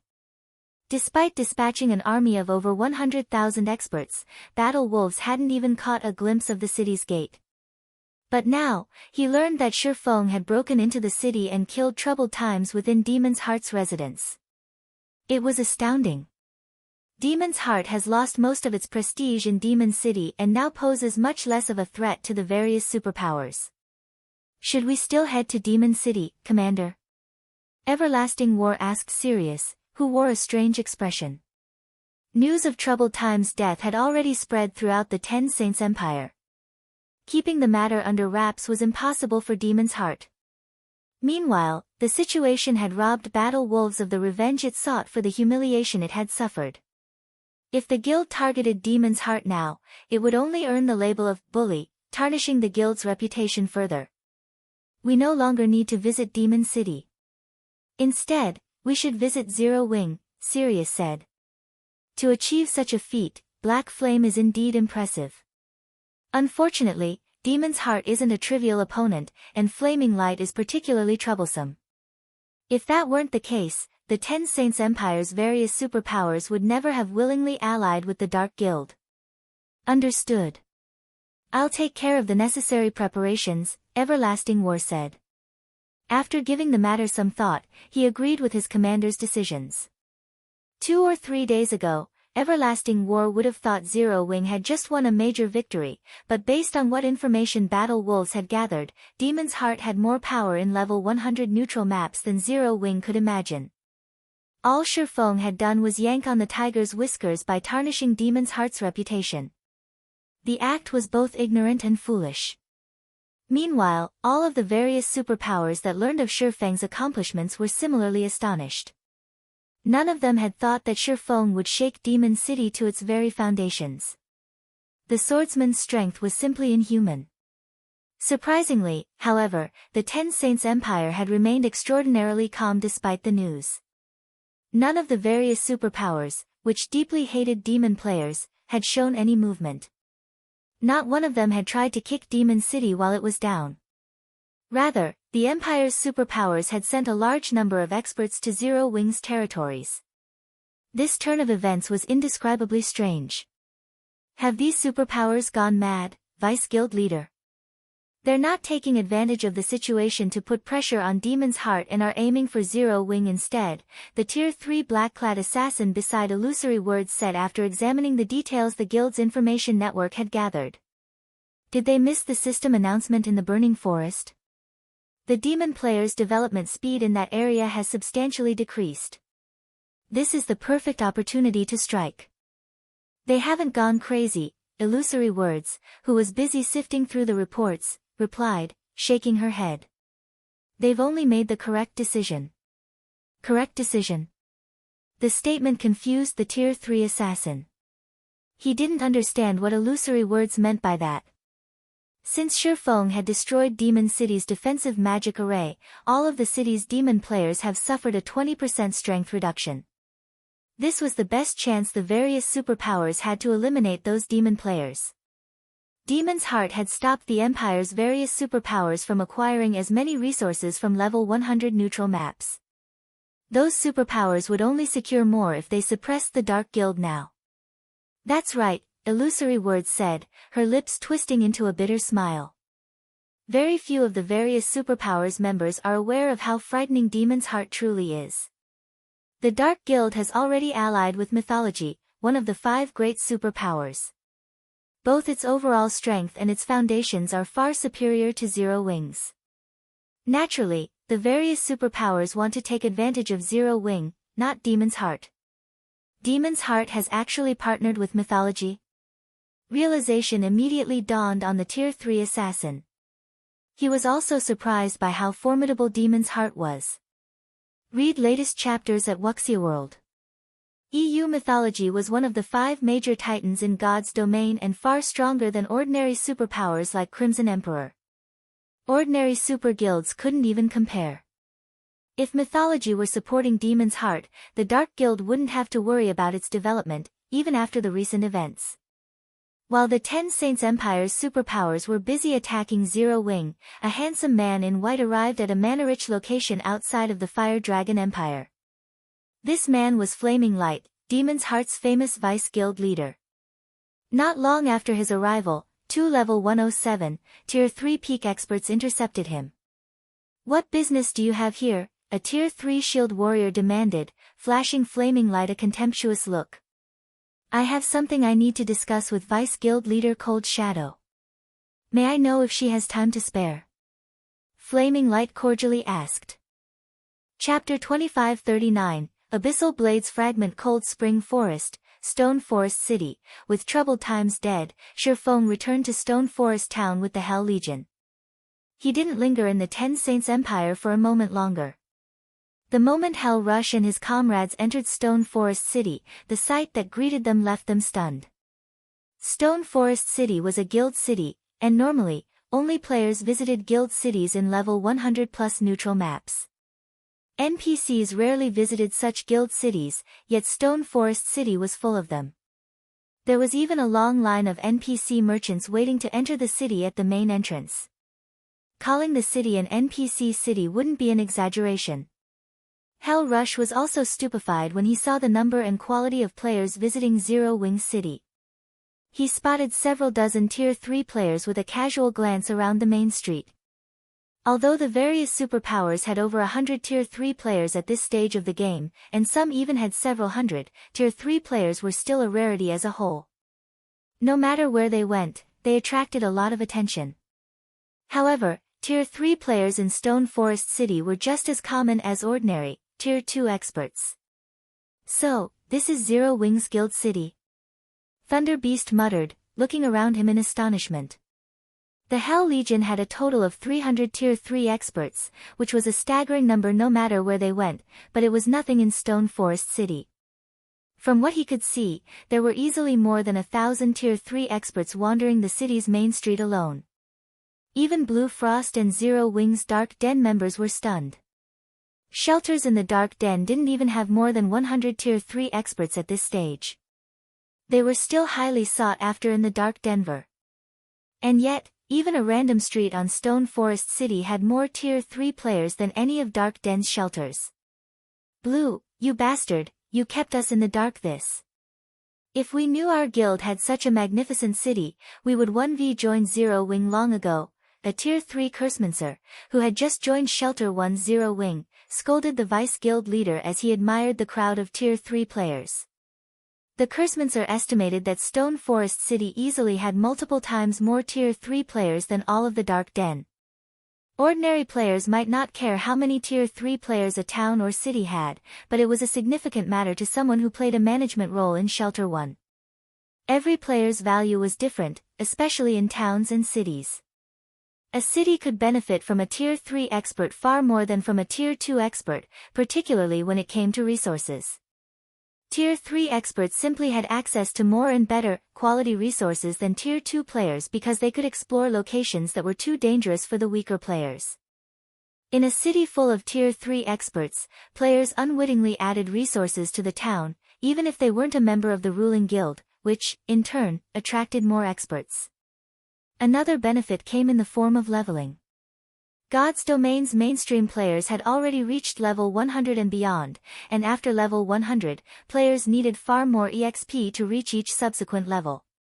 Players also needed to defeat much stronger monsters. Thus, they would need Tier 3 players' help if they wanted to level up quickly. This was also why the Dark Den's players preferred to develop in powerful shelters. With how many Tier 3 experts wandered Stone Forest City's streets, these players' leveling speed would be incredible. The Dark Den's various shelters couldn't even imagine how fast these players reached their next level. If the Dark Den's players knew that Zero Wing ruled a guild city like this, every one of them would immediately try to join the guild. Blue Frost, however, did not have a good response for the Cursemancer's complaint. Although he had always known that Zero Wing was extraordinary, he had never dreamed that it was this powerful. However, Blue Frost and his companions didn't know that many superpowers had sent their experts to Stone Forest City precisely because of Shifeng's recent performance in Demon City. In fact, the Ten Saints Empire's superpowers had been some of the first. Not only had they sent a large number of scouts, but they had also sent quite a few guild upper echelons. Because of this, Stone Forest City's player population had reached an all-time high, and there was an unprecedented number of Tier 3 experts in the city. Meanwhile, 3 level 108+ Tier 3 experts enjoyed Stone Forest City's specialty cuisine in a high-class restaurant's top-floor VIP room not far away from Zero Wing's residence, quietly observing Shifeng's group as they entered. 2 of the 3 were Yuan Tiexin and Purple Jade from the secret pavilion, while the third was a young woman in her mid-20s. If Shifeng had known about this gathering, he'd be surprised. Yuan Tiexin and Purple Jade were showing the woman deference. Even as she spoke to her companion, Purple Jade's eyes glowed with reverence and respect. Although she was the secret pavilion's #1 genius, she displayed no arrogance before the woman. So, he's Black Flame. He really is something. It's a pity he has offended Demon's heart. With his presence and Stone Forest City's assistance, it wouldn't have been long before Zero Wing had joined the realm of God's domain's superpowers. Otherwise, the young woman with long, icy blue hair said as she watched Shifeng disappear into Zero Wing's residence, smiling softly. Are you certain that you won't reconsider, Vice Guild Leader Dawn? Stone Forest City is now the #1 city in the Cold Spring Forest and several neighboring level 100 neutral maps. If you step forward, I'm sure Demon's heart will hold back against the city, Yuan Tiexin respectfully pleaded with the young woman. The woman before him was Dawn Jade, and he had nothing but respect for her. Dawn Jade was most likely to succeed the Secret Pavilion's guild leader in the future, and her current position was only second to the guild leader's. Before his assault on Demon City, I could understand why the guild leader had such an optimistic opinion of Zero Wing, but Elder Yuan, you know times have changed.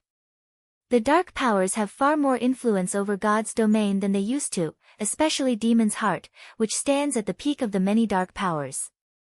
But Black Flame mercilessly killed someone Flaming Light was protecting, and the various dark powers think this is a good opportunity to set an example for God's domain's various superpowers, Dawn Jade said. Sighing, she continued, Zero Wing has provoked far too many superpowers. Based on recent reports, aside from mythology, Flaming Light has begun to negotiate a partnership with Beast Emperor, who currently occupies the Ore Empire. Not even the guild leader can prevent Zero Wing's fall at this point. Black Flame only has himself and his stubborn nature to blame. I doubt even Netherworld Empire's Hell Legion can save his guild. Your people should prepare, as well. I'm sure it won't be long before Demon's heart makes it move. But don't worry too much. I'll think of a way to retain our shares of Stone Forest City. Once Dawn Jade finished speaking, she made a cutting gesture with a hand, summoning a spatial gate. She then walked through the gate, vanishing from the restaurant. Silence dominated the room for a long time after the young woman's departure. Uncle Yuan, what should we do?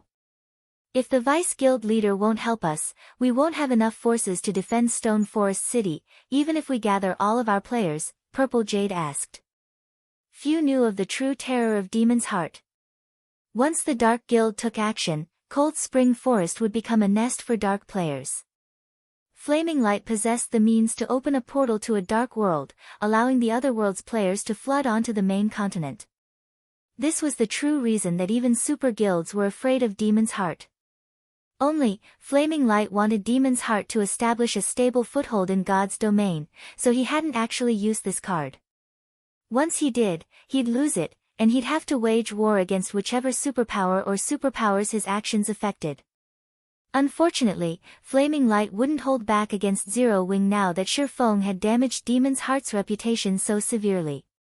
With the guild's current strength, it would find threatening Zero Wing quite difficult. Thus, the chances of Flaming Light activating the portal in Cold Spring Forest were very high. The Dark World was far stronger than many other major otherworlds, and it easily had a player population that could rival 2 or 3 empires. Moreover, every player in the Dark World was a dark player. Once Flaming Light activated the portal in Cold Spring Forest, Stone Forest City would have to face a storm of dark players. Its chances of surviving were practically non-existent. In fact, the portal's activation would also have an unprecedented impact on the nearby kingdoms and empires. I don't know.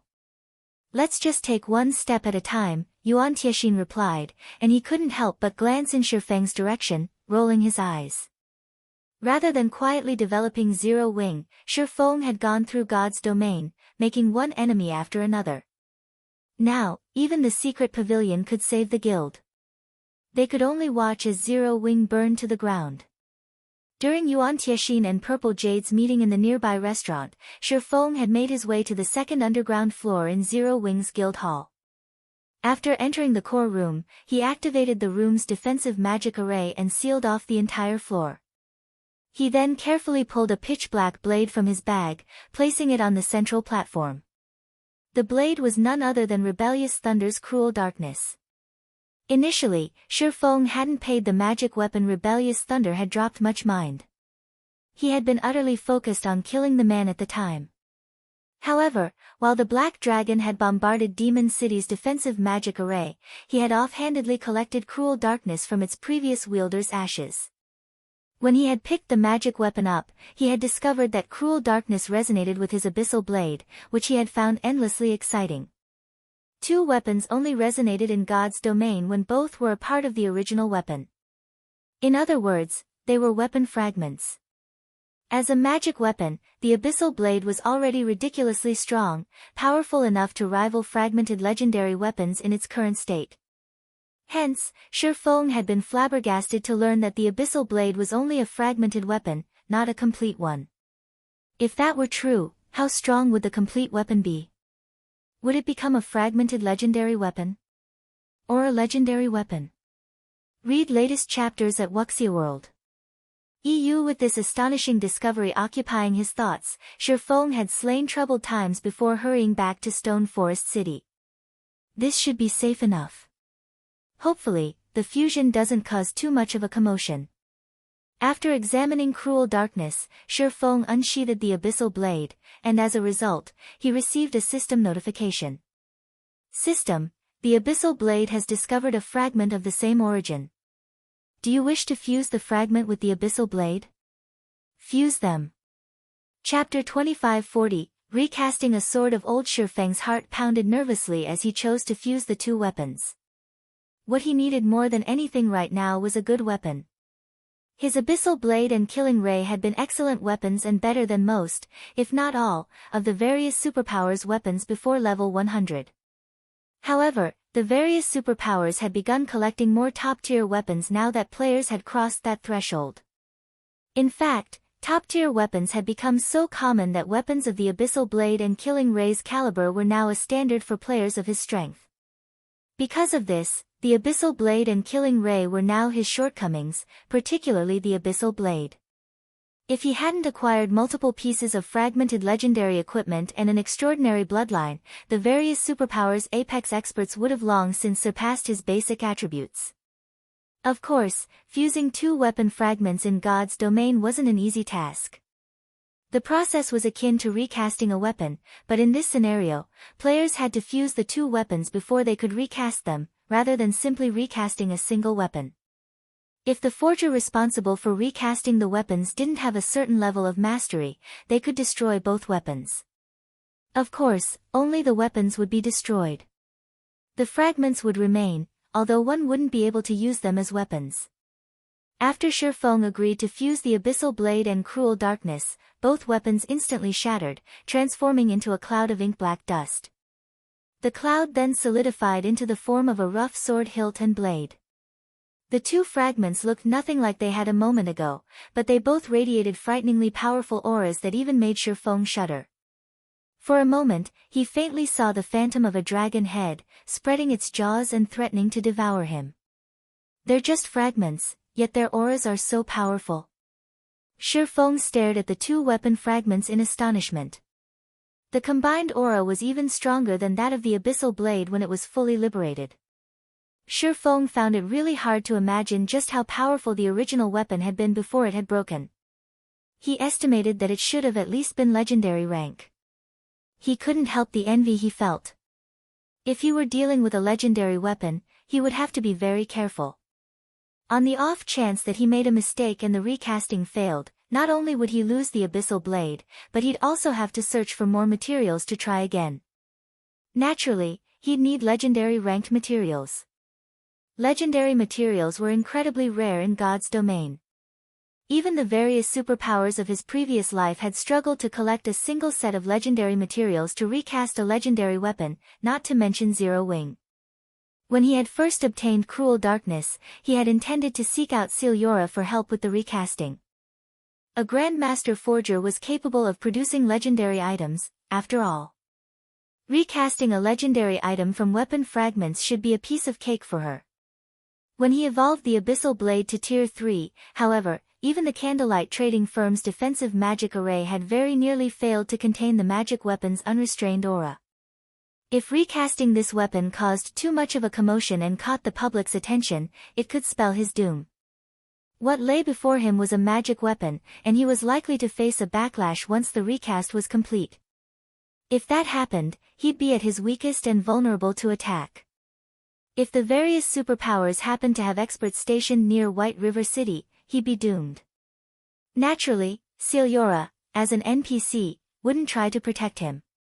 At best, he'd have to rely on the city's NPC soldiers to fend off any hostile players, but by the time they responded to an attack, they'd be too late.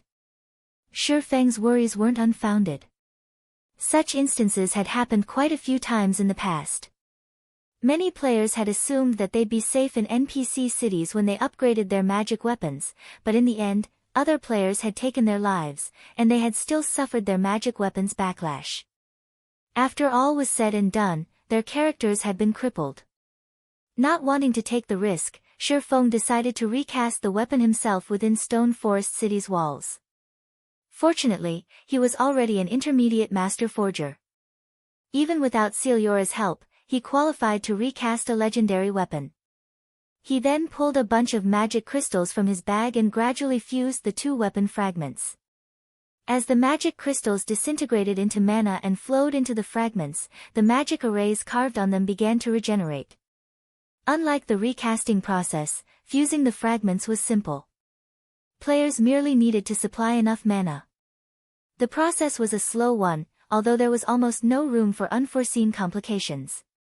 Time quickly passed. 1 hour. 2 hours. 3 hours. After 4 hours, the fusion process wasn't even halfway complete. Crap. What kind of weapon is this? Shi Feng's head ached as he watched the weapon fragments hungrily devour magic crystals. He had already spent 40,000 magic crystals over the past 4 hours, yet the fusion process hadn't even reached 50%. These weapon fragments were practically bottomless pits for mana. Fusing these weapon fragments would likely require enough magic crystals to bankrupt a second-rate guild.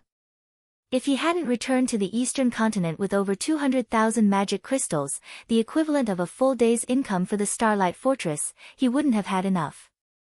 Just as he was about to take more magic crystals from his bag, he received a call request from Gentle Snow.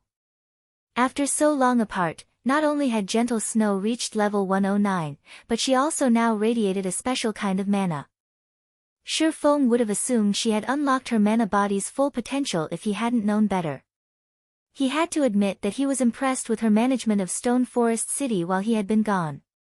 Not only had Gentle Snow perfected the city's defenses, but the guild also now had 130 Tier 3 experts. Zero Wing had already started raiding 100-man, level 100 team dungeons, and the guild's main force members had updated plenty of their weapons and equipment. Now, their equipment standards were only slightly weaker than the Hell Legion's experts. Guild leader, a group of dark players recently contacted me. They say they are from the dark world, and they wish to meet with you. Apparently, they wish to help us with our current predicament, Gentle Snow reported. Players from the dark world? Shi Feng was a little surprised to hear the news. The dark world was a very special otherworld in that it hadn't formed naturally. Rather, ancient gods had created the dark world, and it was dominated by the laws of darkness. The dark players that resided in this otherworld were a far greater threat than any dark players on the main continent. When the dark world had connected to the main continent during Shi Feng's previous life, the dark power's influence on the main continent had already reached its peak. Level 100+ neutral maps had become battlefields for dark and normal players, and many had fallen. Even some kingdoms and superpowers had been annihilated. However, before the planar gate between the dark world and the main continent had activated, no one had been able to leave the otherworld, other than the key holder. As far as Shi Feng could remember, only Flaming Light held the key, and it was obvious that he hadn't yet activated the planar gate. Yet, players acting as residents of the dark world were looking for him. He found the situation strange. Do you wish to meet them?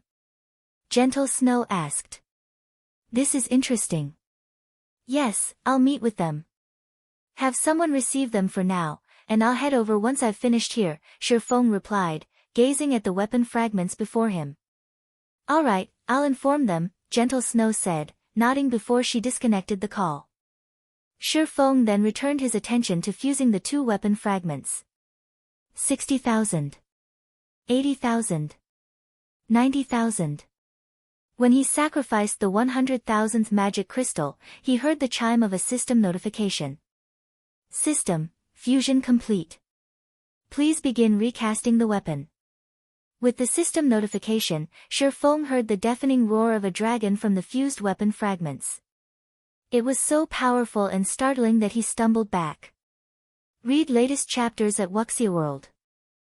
Suddenly, space around him began to darken, and stars twinkled with dim light. A black dragon, over 800 meters tall, appeared before Shi Feng, and he instinctively froze under its gaze. The Black Dragon King. Shi Feng stared, astonished. This was undoubtedly the strongest dragon he had ever seen. The Tier 5 dragons he had seen in the past seemed like children before this monster. The scene didn't last long, however, and Shi Feng quickly found himself back in the quiet core room with only a tattered blade before him. Countless, night black particles circled the old weapon. System, you have 5 hours to recast the weapon before you. Attempt to recast a weapon fit for your use as much as possible. If the weapon's completion rate is lower than 70%, the recasting process will be deemed a failure.